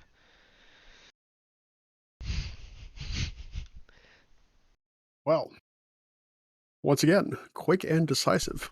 Uh, yeah. I'm that Shadow Cat. Yeah, 48 damage. If you're gonna bring it, you gotta use it well. Otherwise, it's just you To know, be fair, 3 ER large on Shadowcat, the DPS wouldn't have been enough to really in a influence that fight that match. fast, Even right? if he was in the optimal spot that whole True, game. but he could have Didn't done more matter. than 48 damage. He could have, Sure, and he could have, sure. he could have tickled. He could have annoyed. He could have had a more impactful. Although you're right, with that kind of weapon setup, it's not going to be great. K9 199. I know he was trying at least. You see the Sleipnir did work. For the other team, it's really just very even numbers. They all got into the fight. that catapult. What did that catapult do? 361. Mr. Bear and the catapult got in the fight early, but he wasn't focused, so he was able to keep his fight up for a little while, put damage down. Yep. That huntsman who was up high did the most damage, and I mean, I feel like that whoever was in that huntsman was it whip was playing it more appropriately for what that mech is supposed to be doing and should be doing in that fight. Again, very similar to the last match we saw. I'm gonna move it over the map if you want to briefly sketch it. Brief. Just updating the wins real quick. Oh, I've been negligent there. Polar Highlands Conquest. 2 wins for the Hunters of the Fjordlands. Polar Total of 7 out of our Highlands. 10 maps. All right, and then Mining Collective Domination. Mining Collective Domination. There we go. Now I have. Mining Collective. Uh, yeah, really simple stuff. Wait, are they switching sides? Do I need to switch them? No, next map. All right. Yeah. What? Fjordlings just went what? Like that? Basically, yeah. There's a little bit of peeking around the north edge, but I think it was just one light. So I think they tried to have the catapult be a screen. I think they did the same thing with the Orion previously, the Bears Brawlers.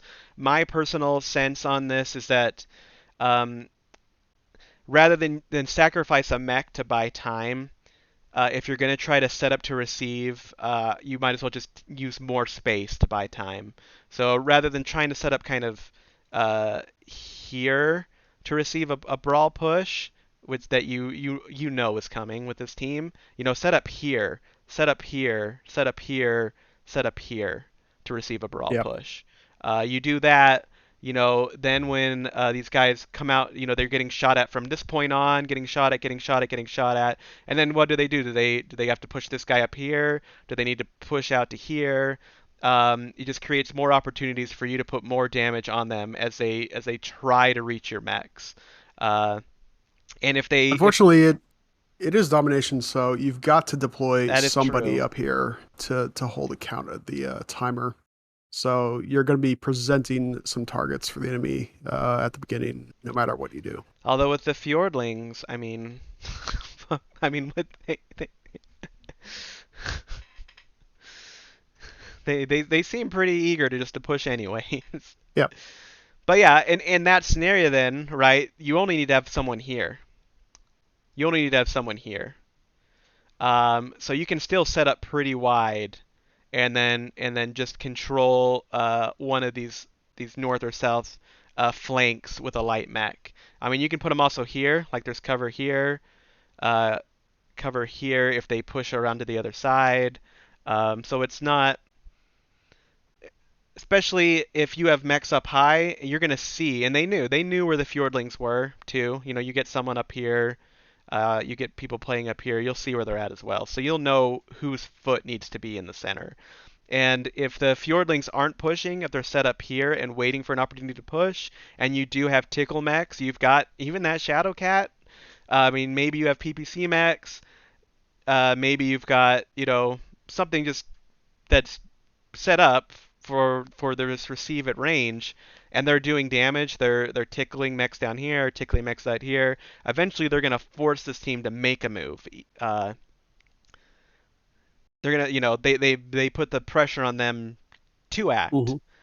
And the longer they wait to act, even if you're barely holding down domination, is the longer you're able just to put tickle them, to drop strikes on them. That's the limitations of being a brawl squad in something like this. So that's what I would have recommended. And they did the same with the Orion and the other map. They had the Orion, just like that the catapult act as like a screen. I feel like you're really just losing a mech. I know the catapult did decent damage, but And I don't remember how much the Orion did, but rather than have a mech try to screen, just have another mech putting damage downfield, and just Yep. be more spread out. Let the distance and the terrain be your screen, not a heavy mech. And the advantage of being spread out that way is that you're going to be getting opportunities to take back shots. Right. You're not relying on trying to force your way through the front armor of the whole enemy team that's set up for brawl. So we are launching.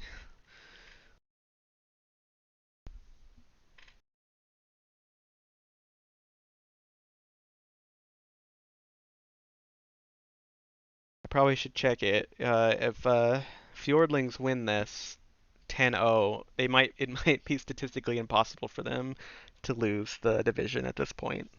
Um, so this might actually be the division. Fly out into the wilderness. Fly out. Oh, Well, we saw a pretty wild game of Polar Conquest Highlands yesterday. Oh, looks like we have a disco this time. all right. Well, we can take this opportunity to learn. Yeah, we did see a cap strat used by CDU America to beat CDU Bandit on this map. Um, I saw JGX and GNX. Um, it wasn't as cap heavy. It was much more of a fight at Theta. Both teams are holding, but let's look at our mechs. So Hundreds of Fjordlands, we've got two Black Knights, Mad Cat Tube C, a Black Lanner, and a Gargoyle. So that is and a Dervish. They have brought the Dervish a lot. That's a pretty different look from them. On the Bears Brawler side, they've got Brawl. They've got a Splat linebacker. They got the Baby Atlas Charger. You got the classic Spirit Bear. LB20 SRMs. They've got a couple of mechs they've been standby for most of their matches. This Ultra 20 MPL Eben Jag. Brought the Stealth Commando again. What about that Kit Fox? What's that? What's the story on this Kit Fox? Story on the Kit Fox is Splat for Artemis SRM6.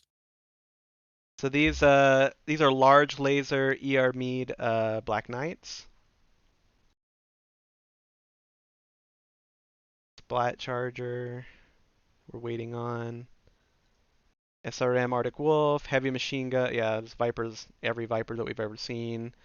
Kodiak is a Splat Kodiak. Splat Commando. That's not surprising. Eben Jaguar. Whoa. Clan Vomit. Yeah, Splat Kid Fox, like you said. Mad Cat 2C. All right. Oh, Looks we're like gonna they're, redrop. yep, couldn't get reconnected in time.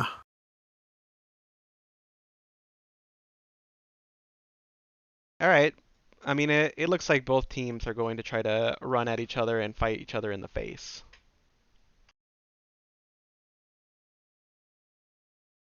That is the world we live in.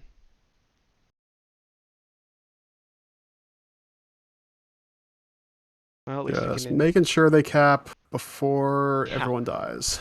that's the most important Otherwise, thing. otherwise we'll be stuck here for another 10 minutes for the next unlock. It is a life I've lived. Probably on practice though, not in an actual match. I'm sure I've done a scrim or like a practice night where we have Oh, forgotten. I remember many a scrim that way from my old teams. Not many for us, but I think like a couple. Not for your Steiner teams. Not Isengrim. Let's see. Now it's actually kind of taken them a little while to kill themselves. Well, I guess they were waiting. Let's see if Bears Brawlers can finish this. There it goes.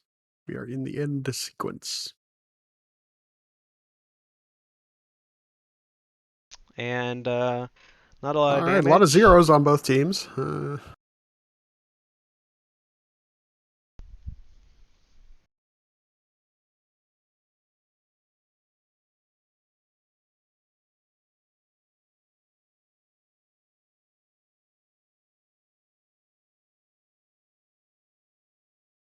All right. Now we wait. Looks like we might have had two crashes on the Bears side.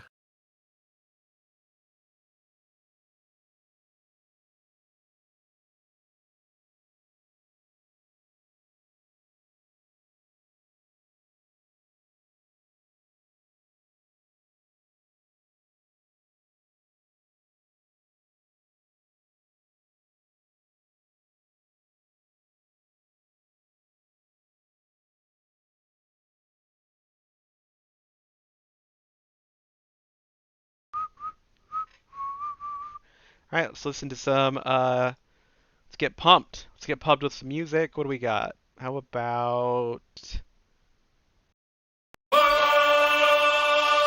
Oh, we've actually got two folks reconnected, so it looks like they're in the process of writing that. Now we're going.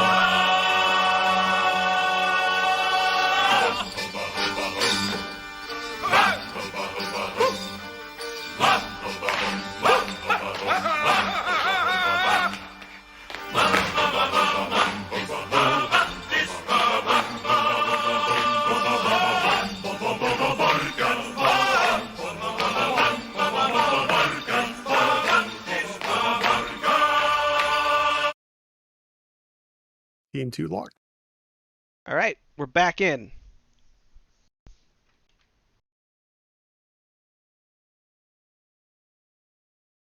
Hopefully this time it works. Otherwise, we've been making great time.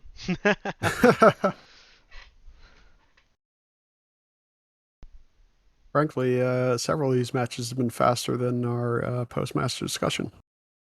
Yeah, my bad. I mean, Everyone wants to hear the Jarl. I hope people get something out of it. That's what I hope. That's why I'm here. I think I have a little bit to offer with some perspective. It's a little bit dated, but I don't think it's uh you know terrible. I think so. I hope it's useful for people. Even if it's dated, bring a certain vibe that All right. really isn't offered anywhere else. All right. We've got both teams dropping. No one's calling for hold, so we're good to go. As we recall from our earlier, looks like both these teams just want to go find each other and fight each other's face. These And we've Black got another Knights. crash. No. We do. Well, maybe they can rejoin. Ooh. Uh, these two Black Knights that the Fjordlands are bringing. Um, I've played them before in Community Warfare, which is all I really play right now in this game. And they have a huge alpha. Like they can put a lot of damage down, but they're not they can't aim up well, and so if you get above them, there's a problem, or if you get below them, there's a problem. They don't aim down well either. Um, and they're not very pokey. They're more of a like you just win face up the fight.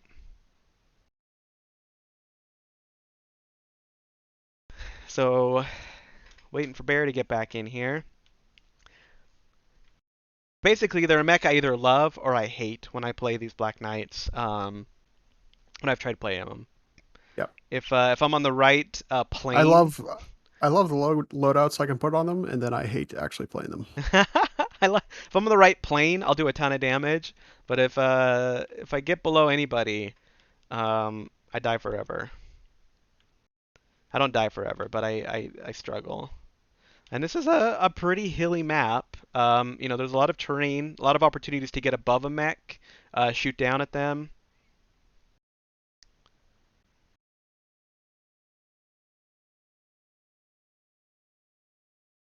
The unhappy looking Yep. commando. Sounds like he's on his way back in.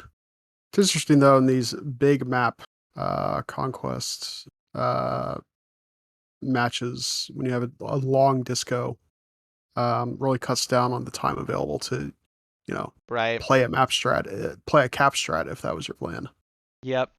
Uh, Fortunately, this probably isn't what these teams are doing, but you're right. This is something to definitely keep in mind is that this could easily be a cap strap map, and you now have less time to react and to cap. Uh, Well, we do have all of our mechs moving now, fortunately. it's a miracle. Thank Thor. Thanks, Thor. Got his Thor's a bro. All right. So we've got they're gonna grab Sigma, the Bears brawlers are, while Fjordlands grab Epsi. Just that easy early cap for both teams. Looks like the slower mechs for the Fjordlands are just moving straight to Theta, is my guess. Let's investigate that. Yeah, Black Knights and the Gargoyle and the Mad Cat 2. Both teams are going for their second cap, Gamma and Kappa. One mech to each.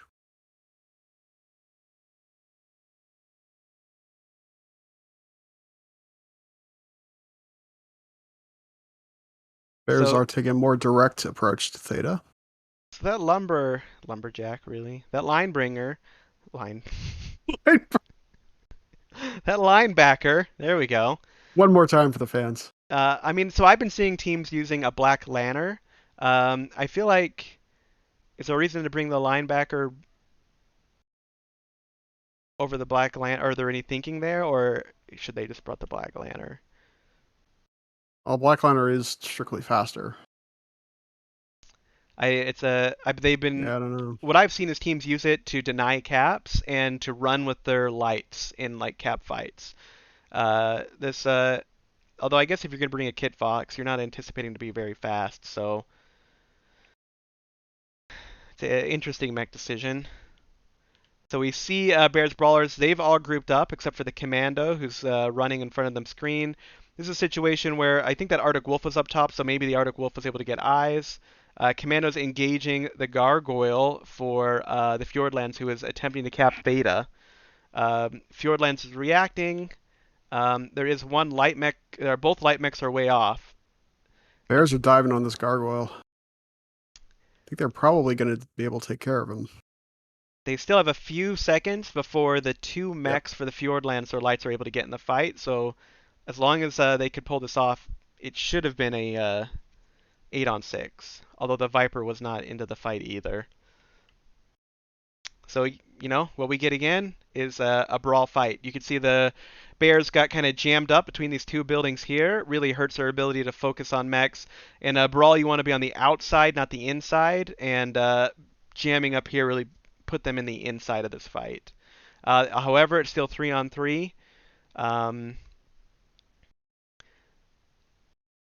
yep, we're just seeing how this goes. We got these two this Viper and this Javelin off on the right flank, while the Black Knights are just shooting Yep. in on the left flank for the viewers. Probably getting a lot Black of Knights damage. were playing that very well, switching out to keep their rotating their shots basically as fast as they possibly could. So it was briefly 4-on-4. I think that might have been one of Bears Brawler's better showings Well, for it. Amagi's Arctic Wolf just got legged. He's still got plenty of damage output if he can shield that leg, and he can't. Well, it's just a 4-1-1 cleanup now. This Viper might be able to finish if he can get a nice crit. Well, not if he disengages. I mean, they're two juicy targets he could finish off, but he's going to have a real hard time not getting legged by the Javelin.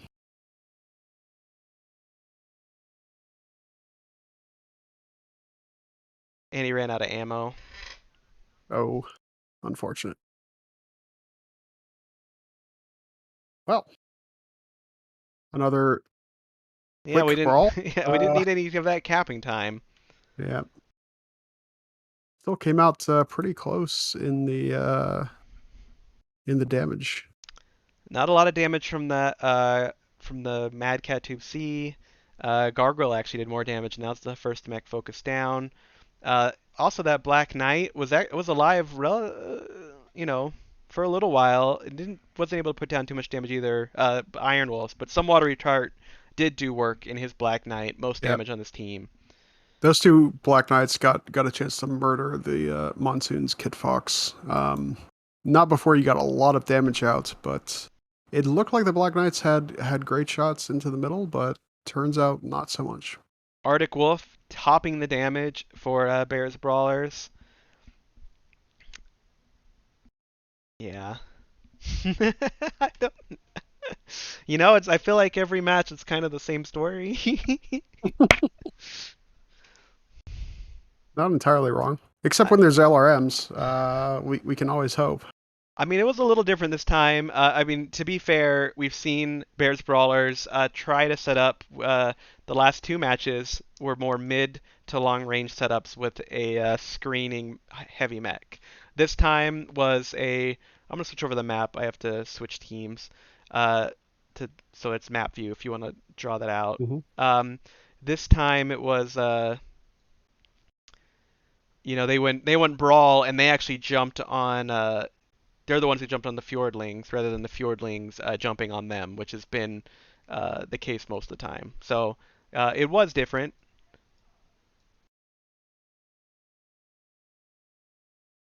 and it was close. It was closer. They briefly had it tight.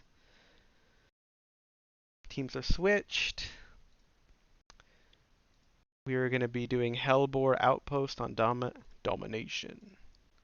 You almost got me. All right, my map. Yeah, there's not a lot of detail we can show you. The fight was straight under theta, and try to draw anything there. It's just gonna be a whirlwind.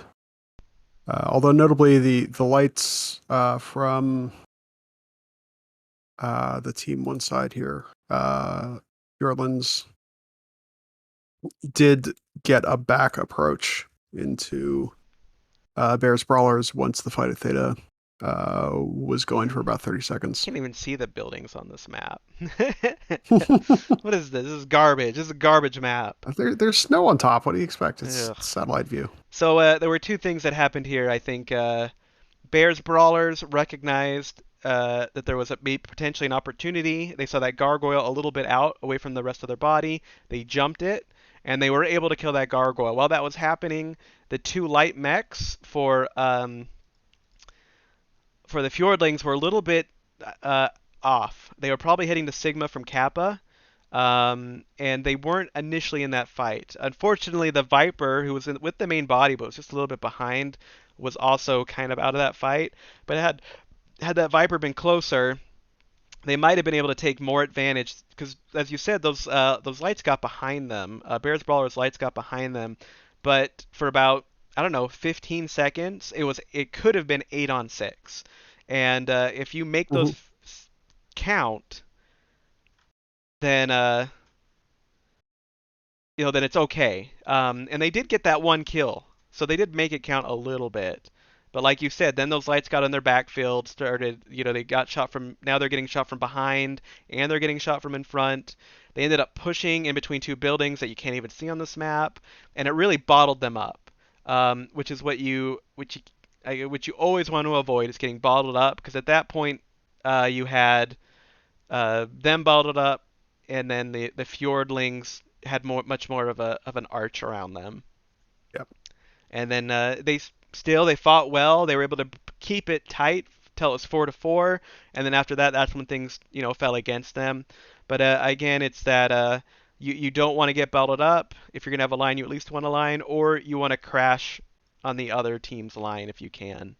Um, and if you're in a brawl, if it's just a mad brawl and there's no lines, there's just like it's like it's a squiggly mess, and you're a squiggly mess. What you want to be is you want to be the squiggly mess that's on the outside of the squiggly mess as best you can. Sure. I mean, and it's so hard to do in the middle of a fight. Like it's something you have to practice and be aware of. And it really is about focused targets and knowing who the target is. And so if you know who the target is, you're going to arrange yourself to get shots on that, and that naturally is going to help create that outside line for you as you step a little bit away from whatever your obstructions you are, whatever's happening, to get on that one mech you're supposed to be fighting. And again with the terrain, Bears Brawlers ended up in the center, and Fjordlings ended up on the outside, and then they won. They did. And they have not yet readied up. Instead, they're making jokes to each other about Yeah, simping. that's fair. So, um, I mean, not a cat match at all, but we haven't really seen. So that's something also to No. consider is, Yeah, both teams are very interested in fighting each other. and if you know the other team, if you know the team's going to take a bunch of brawlers and run around on brawlers, you and you know that you might not be able to beat them head up. Sometimes it's a reality to know. That's when you start thinking about using the other tools to win. That's when you start thinking about, making a cap strat work so that they end up running around the map, you know, not succeeding. That's when you get clever and creative, and you create scenarios where you still win. I've I feel like there's many teams who would say that Isengrim beat teams that were better than that. I don't necessarily believe it, but there definitely was that was an argument that people could have made, and it was often because you were always looking to create advantages even when you didn't have even if player skill wasn't one of them. And you can beat a team with better players with better planning and by playing against those team strengths. You absolutely can. But you also have to remember maybe that they're planning for the eighth match of 10 tonight. So Oh, it's true. both teams might just be falling back on whatever's comfortable at this point. Right, and I mean, it's not like there's a lot of up. That's the one thing about doing the double header too. There's no opportunity to go back to the drawing board and adjust for your next meeting. Right. Um, I'm glad they're doing it. I think there's good ideas to this, but I mean, I myself would definitely prefer to meet a team that I felt was going to be my number one competition, and then have an opportunity to adjust. Uh, which, they don't. So, Speaking of comfortable, Player Unknown is back in his Mauler. AC2, AC5 Mauler. Let's see, Catapult, Brawly Catapult, Viper, Atlas. So we know what the Fjordlands are doing. They are looking to punch Bears Brawlers in the teeth. Notable that these catapults are Sans Artemis, so I wonder if they're going with the LFE build.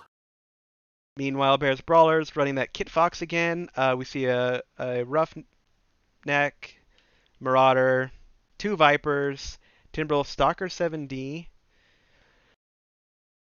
I mean, I read this as a little bit more mid-range deck, but I guess Yeah, but it's good to see both sides taking the high approach this time. yeah, we did see CDU yesterday. America take the low approach and just get dunked on. We're having a little bit of contesting of the high approach with these Vipers and this Mistlynx. Um, this Mistlynx will probably get away mostly Yeah, unscathed. I think he's recognized the better part of Valor in this situation. We still have a lot of Bears Brawlers catching up. This Kit Fox doesn't want to get cut out. Probably Well, should he might be. Yep, he's chasing a little too deep. get out of there, Kit Fox. When you're a small mech, you use small voices. So they are fleeing now. The hunters that become the hunted The hunted. by the hunters. Lot of lights and light mediums are taking a lot of damage in this fight, but both teams have arrived now for Yeah. the most Fortunately, part. these trees are very pretty, but they're also very obstructive for Yeah, I'm observer trying to get view. around them. Uh, You see, Smoke Viper fell down on his Viper, and that's you don't want to fall down. Well, he can get back pretty quickly. It looks like he's going through the tunnel, going to come out the other side, Fjordling's come back Splat up the other side. Catapult went down first, which is good news for the for Bears Cavalry. Bears Cavalry are actually in the best position they've been in all night right now. They are on the outside. We've talked about this a billion times. You can look at this fight from above. The Fjordlings are on the inside of this of the majority of this fire, and ugh, but then it Yeah, flips. it's turning real quick. Come on, Bears, we got this. That the Reven's really damaged. Bears just need to focus on that Viper, the Reven. Drop Yeah, he him. overran the Marauder. No one's Unfortunately, fighting didn't get. that one Viper. They're all fighting individual fights. We Well, no, see. they've gathered around this Viper, around this Marauder, and finished him off quick. Yeah, well, Yeah, the Fjordlings have, but yep, yep. the Bears, you just. I don't have push to talk on, so I can hold this controller, and you can hear all my sighs, and I'm sorry about that. I feel unprofessional, but at the same time, like I just feel like sighing. There was a moment where Bears could have won that, but it came down to focus fire, and you saw the Fjordlings rally, like we saw them take down that Marauder like wolves taking down a lion, um, and then you just didn't see the same out of Bears brawlers. You saw a lot of isolated fights, a lot of mechs shooting a lot of other mechs, and in that scenario, you're just not going to win in a brawl if that's how that breaks down, or really in most fights. Focus fire, teamwork is, as they say, OP. Always has been. I mean, they still brought it down to 3 mechs left. I think that of all the matches we saw tonight, I feel like this was the one that Bears Brawlers could have pulled it out. Uh, I got really excited. well, They kind of yeah. I mean, broke my heart. it was down to the wire on Rubelite as well, but this one too, yeah, could have right in the middle of the fight could have turned Bears way. A lot of damage from the Timberwolf and the Marauder for the Bears. Same with that Kid Fox. Last time the Kid Fox did a lot too. Cloudburst really pulling his weight in the kind of a fun, different decision. Um, One of their Vipers, Acer Flynn was really good. Smoke Viper, he fell down, we saw, and it just wasn't great. Fjordlings, both their catapults, not a lot of damage out of those catapults. Atlas, not a lot of damage. Arctic Cheetah, no, yeah, Arctic Cheetah, not a lot of damage. Mauler, Mistlinks doing work. Their Vipers doing work. Probably the mechs that pulled it out for them were those Vipers, and then the Mistlinks and the Mauler. 4 kills between the Vipers. Yeah. So the and you saw the Vipers were definitely focusing, working together, ripping apart other mechs. Oh, that hurts. That hurts me. That hurts me in my heart. My heart cockle. Emerald Vale Conquest One more chance, Bears to pick up a win. for redemption. Uh, really not a lot. We saw last night, CDU versus CDU. Um, One team was able to take the upper ground here, and the other team took the low ground here, and that team just got destroyed. They got punished. They tried to reposition, but they were still low ground here. Either way, it was terrible. So we were happy to see both teams recognize the weakness of the low ground, and both of them engaged up here. Little light fight back and forth. It actually worked in Bears' favor. Bears almost overstepped, but they were able to kind of drag the Fjordlings, who weren't fully ready, out into the open. Let me make this line a little Mm-hmm. bit better. I should switch to map view too. All right, we didn't get too deep in there. Uh, I will quickly. What I said is last night we saw a team take this position up high, and the other team actually went low here, and they just got crushed. They tried to reposition over here, still low ground, still got wrecked. Tonight we saw both teams take positions up here. The Fjordlings got kind of tricked into chasing those lights into a pretty good line of Bears brawlers. At which point we actually saw, on camera, that they took out that catapult fast, and then they were around them. And there was a moment where Bears brawlers really could have taken it. However, we saw the focus fire for the Fjordlings really come on top, and this it didn't dissipate. The line broke, and they Fjordlings won. They did.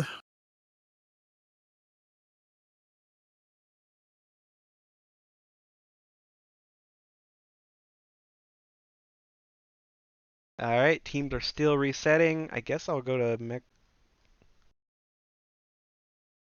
All right. So our last match tonight is going to be Emerald Vale.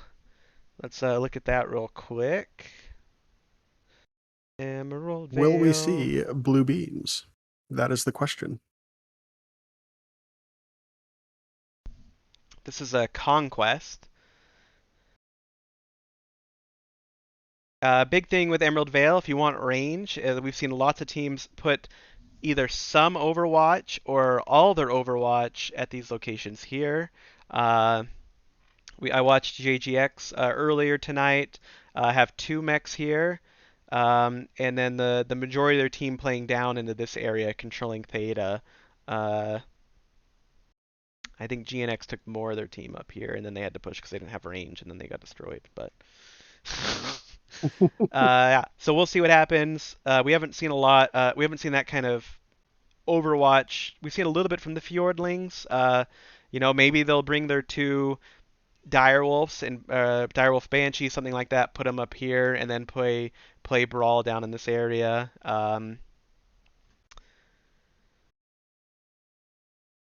This map seems like it's a good idea to have. One thing about having someone up here is not only can they, if they have enough range, that they can help in a lot of different fights, um, but they also can keep an eye on the field, right?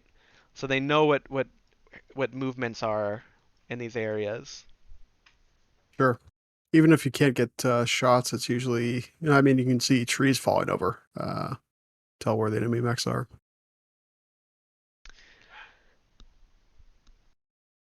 So we will see how they do tonight, what each team will do. Both teams are locked, so we are going to drop like it's hot for our last match of the night. We made it all the Thank, way. thank the Lord Balder. Technically 11 drops. We even had the redrop color. At least they've been quick. And who knows, maybe they'll just brawl at Theta. It Assuming has happened before. nobody drops. Nobody drops. Nobody drops. No drops. No whammies.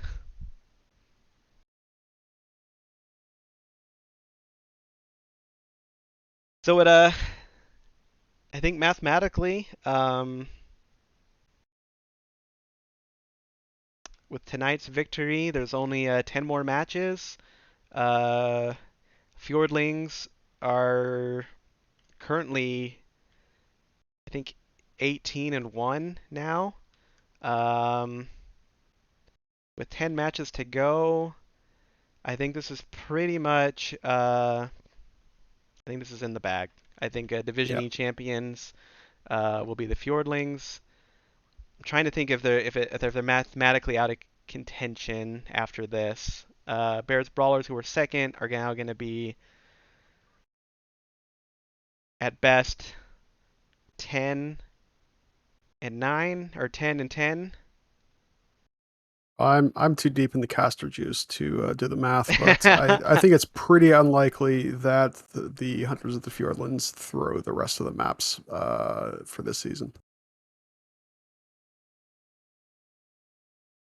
Yeah. All right, I gotta focus on this match. All right, two Orions for the Fjordlings, Marauder 2C, and that Mauler that we've been seeing tonight. Two Arctic Wolves. So that reads to me like pushing brawl, and you see that they are low. They're not taking the high ground, except I think what the lights cap. Yeah, the lights capped for them. Meanwhile, Bears Brawlers, the majority of their team appear to be taking the top, and Yep. they've got a Marauder 2C, Timberwolf, Blackjack, Mad Cat 2, and a Catapult K2, and a Uzeal. So those are some different mechs. Oh, I should look at them. These Eels MPLs. The catapult Medium is Pulse Laser snack. Marauder, Pulse Laser LB2. All right, well, Pulse laser Marauder 2C. this is the wrong team.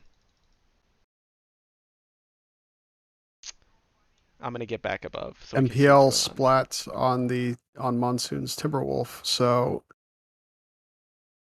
I mean Yeah, it's interesting they've taken the whole edge approach around this mech with really short to mid range mechs. I bring that Uzeal either. They're leaving their Madcap behind. I don't know if that's on purpose or they just didn't time out the spacing. If they That is a engage, 6 large pulse Mad Cat. The way things are moving, he could do plenty of work from up there.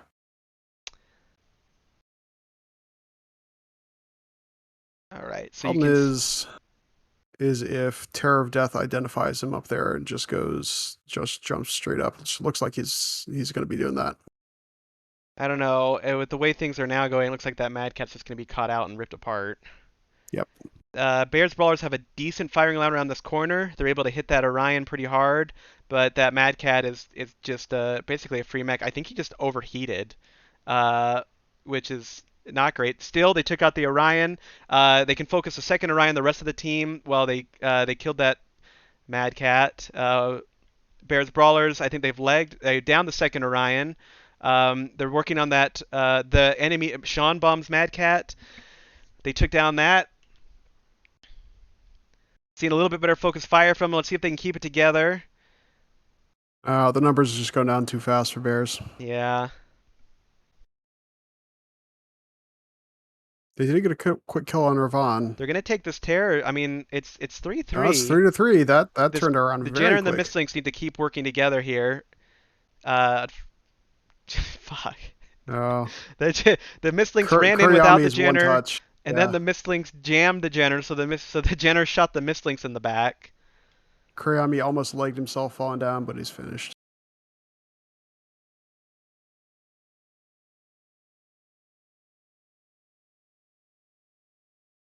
Well, He got the kill, so it's he one got on the two kill and now. he's fresh. Yeah. Uh, it's the Mauler's fresher. They're fresher. Well, that only matters if Mahler gets shots. If Zyko doesn't find his way around his back. And then the Arctic cheetah is also But this is a fresh. really tricky situation now because you have to be thinking about the caps and the hunters are going to have the cap advantage. There's no, it's 1v2. There's no way you can outcap this. Zyko needs Right. to be thinking about how to get that next kill. They're saying in chat that two of Bears Brawlers teams players disconnected. I wonder if it was that Mad Cat, but Hmm, if he did and then he reconnected, I don't know. not sure. It looked like he just.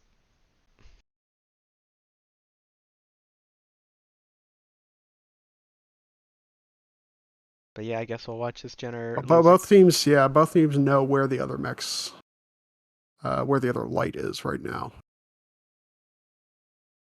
We're going for a long. If that was an airstrike, it might have actually reached Zyko, but it's an artillery.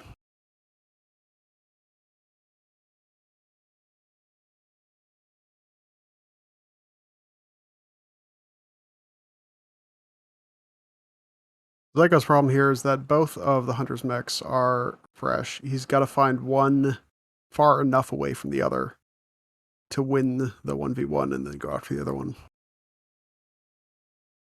I wonder if I can stay close enough to Zyko to be like a. his little camera. Looks like he is going to find Player Unknown's back. And Amity is nowhere nearby to support. He's going for his leg instead. Doing the light dance. Player's trying to put his Player's back trying to against get the his back wall, against the wall. Very smart. and he did. And that Jenner just got wrecked. Yep.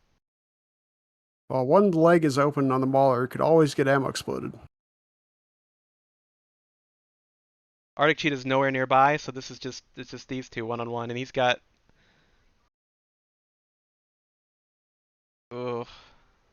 Yeah. Was on probably probably not the choice I would have made going for the legs. I would have tried to get his weapons from the back. Crit out his weapons. On the other hand, you could have gotten the ammo explosion, got an instant kill. That Arctic Cheetah did 0 damage. The MOR did 707, and we saw he fought the Jenner by himself. Uh, Smoke Viper, we saw that mech just get absolutely caught out and ripped apart, and I think they overheated and shut down. Uh, it was rough. I do think you see that Jenner 517, the missed links, and someone else with them. They did pull together some focused fire and they brought it tighter. There was someone on that team was making good decisions and making calls, and enough people were following them that Yeah, they almost pulled it out. I mean, it not the Fjordlings mechs that died there at the end of the main engagements went from green to dead. So that was really impressive. Really impressive focus when they needed it. probably the best we've seen all night from them. Uh, I'm not going to draw the map. I don't think anything No. interesting happened on the map. The biggest thing they I'll draw it real quick.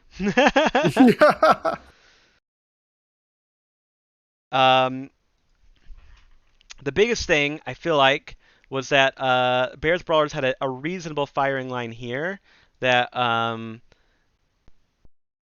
Fjordlings kind of turned into. However, because they had left that Mad Cat 2C behind, that Mad Cat was utterly caught out. We saw he did like 100 damage.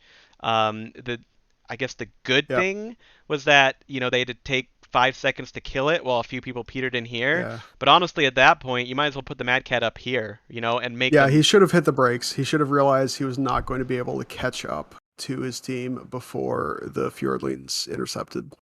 You keep the Mad Cat up here, he does more damage and he forces them to split, right? Even if it's Mm-hmm. one, two light mechs, I mean, whatever it is, he forces the team to split. The group that walked into here, they focused that Orion down really quick, the second Orion really quick.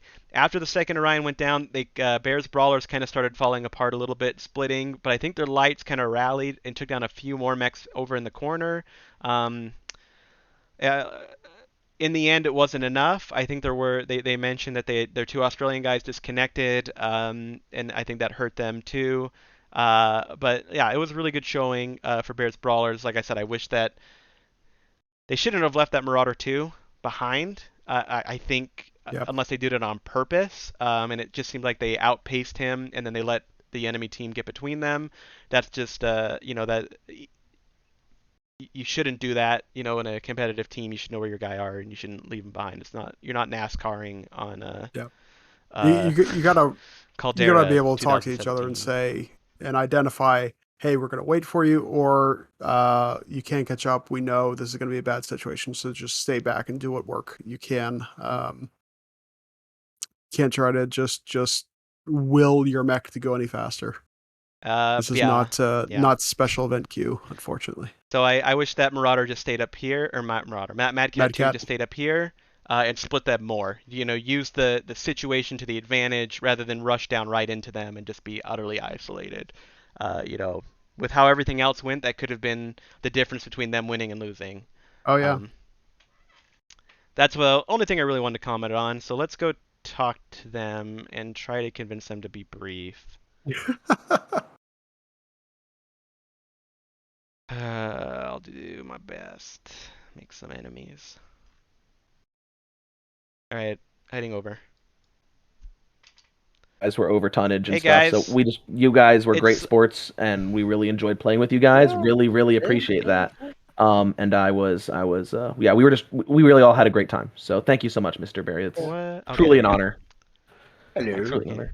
Hey, what's up? Hello, gents. Hey, those were two. Hey guys. A lot of matches, so let's try to keep this pretty brief. Let's do it. There was good, a lot of brawling. I was just wondering, Mr. Bear, specifically, Yes. you had some ideas there, especially in the second series. We saw you try a few different things. We saw you bring some lerms. We saw you set up at range, maybe not extreme range, but like mid range a few times. Just what was your thinking behind some of those switch ups? Were you always planning on doing them, or was that something you kind of did on the fly? We actually worked out the strats uh last week already for all 10 drops. So in a sense, we already knew that Fjord was gonna be brawling. Mad props to them, they brawl pretty damn good. Uh so we already had planned caustic for Lerms because it won't be us without Lerms, and we've not baptized Fjord with Lerms yet. So so if anything, the commentary was not enough Lerms, but Yeah. Not enough. Okay. Yeah, I was just curious about it. You had a few close matches. I mean, it was good. Um, No, like I said, mad respects to them. They're pretty good brawlers. We basically took it more at the end of the day as you know the whole saying about you learn more from losing than you do from winning. yep, Sure. yep, yeah, Yeah. So that's the thing. So losing 5-0 teaches you more than winning 5-0. right. No, it's totally true. You're not going to become as good as you can if everything's easy. You need to be forged in fire. You need a hard whetstone to work against to really push yourself to improve and to figure out new things and new skills. Yeah. And as I was telling Iron Wolf just now, I mean, we lost 10-0, but I'm not mad. I'm not angry. I'm like, not bad. It was good start of games. There And were then plenty of games there that could have gone the other way very quickly. They were a lot of really close games, and we really appreciate y'all's fight and really appreciate y'all's fighting spirit. Y'all were great. Y'all were really great sports as well, and we just really appreciate the matches you gave us. I know it was 10-0, but we never really felt safe like that you guys couldn't win a couple games and start making a comeback. So we were very laser focused. We got a little bit unfocused there at the end. That last game I think we played it a lot more loose than we normally play, but though for at least the first 9 games, we were very laser focused. Because we were worried that you guys might be able to come back on us because you had played so many close games, and fought so well. So And then Iron Wolf, let's drop one of the 10. You guys set up around that outside of cave on the low ground with the overwatch of the dire wolves. I was just wondering, that the Bears brawlers did exactly what you wanted them to do in that situation. What would you have done if they like pushed water, for instance? Was there any backup plans, or did you just basically move to push from a different direction? What was your thinking there? yeah, I'll get into that just really briefly while everyone's still stream retention. I do need to do one shout out, which is we are openly recruiting for faction play. So if anyone's interested in getting into faction play, playing IS faction play, we do every Friday night. Friend request me or anybody else you saw on the stream on our team, and we'd love to give you have you hop in with us and just play some group stuff. Okay, with that aside, the tunnel push thing, that wasn't necessarily exactly what we wanted them to do. We weren't as prepared for that. We were kind of hoping they'd come water, honestly, because we had the 2 snipers in the back. It was more of just they didn't see anything, so we knew they had to be in the tunnel. So we kind of just set up a line right there, and it got really messy really fast. So saying that's what we wanted them to do, sure. What the goal was to try to we were hoping they'd play in the middle around Kappa or out in the water, so that we could kind of push in, brawl them, and then our make it so our snipers could have clean shots to just farm them out. But we didn't really have that with the tunnel push. So that was a good tactic. We just kind of were set up to receive it, and y'all didn't get consolidated enough with the push. You had a couple people push way too soon, way too quickly. Like we did even a couple of games, and it just kind of uh, yeah, just snowballed from there. But it wasn't like we were really we were kind of hoping they would play in a more open area. Our snipers weren't having the easiest job getting shots, so. All right. Well, I mean, yeah, there were two long good matches. Thanks. I think the Fjordlanders have probably cemented them winning the division with this. I wasn't able to work out the math exactly, but it If we beat CDUA, we win. So So I The guess Mets would say yes, they will probably because us and Fjords were first and second. So Fjords beating us will take them to first, and yeah, so I think it's more or less a foregone conclusion there. So now it's just placing for second. we're still gonna push hard though. Like I want to say we did brawl pretty much every game. The reason for that being, not only is it what we're good at, but with fighting bear brawlers, we did study some tape on them from Crypto's stream when he fought them in CDUA, and we kind of saw what strats they were using, and we kind of thought that we trust our guys to brawl just better than your guys, and y'all played really great and very admirably, but that's just kind of what we trusted, and we didn't want to get too cute, run some kind of like sniping long range strategy, and then have them just mix us, just crush us. So like we almost did it on Polar, could have gone a lot better. We had two Black Knights. I myself just couldn't get good shots, and that's kind of was the concern, is that anytime we were running sniping mechs, we had ourselves a little bit more vulnerable. So it was a little bit one note tonight. Against the CDU teams, it won't be, just because they run a lot more mixed strategies. And yeah, Bear Brawlers ran some different strategies in the second half as well. We weren't really expecting that, weren't prepared as much for that, but we kind of knew that they were a really good brawling team, and we're like, if we just go man on man, we trust our guys to win, and that was what happened for most of the night. All right. Well, Mr. Bear, do you have any closing remarks, or are we good to wrap this up? Very good. Thanks for casting us. Appreciate the 2 hours plus. And Yeah, thank y'all a apologies ton. for all the disconnects and everything. No, Yeah. you're fine, man. Well, thanks everybody. I'm gonna stop casting this now, and so we can get on with our lives.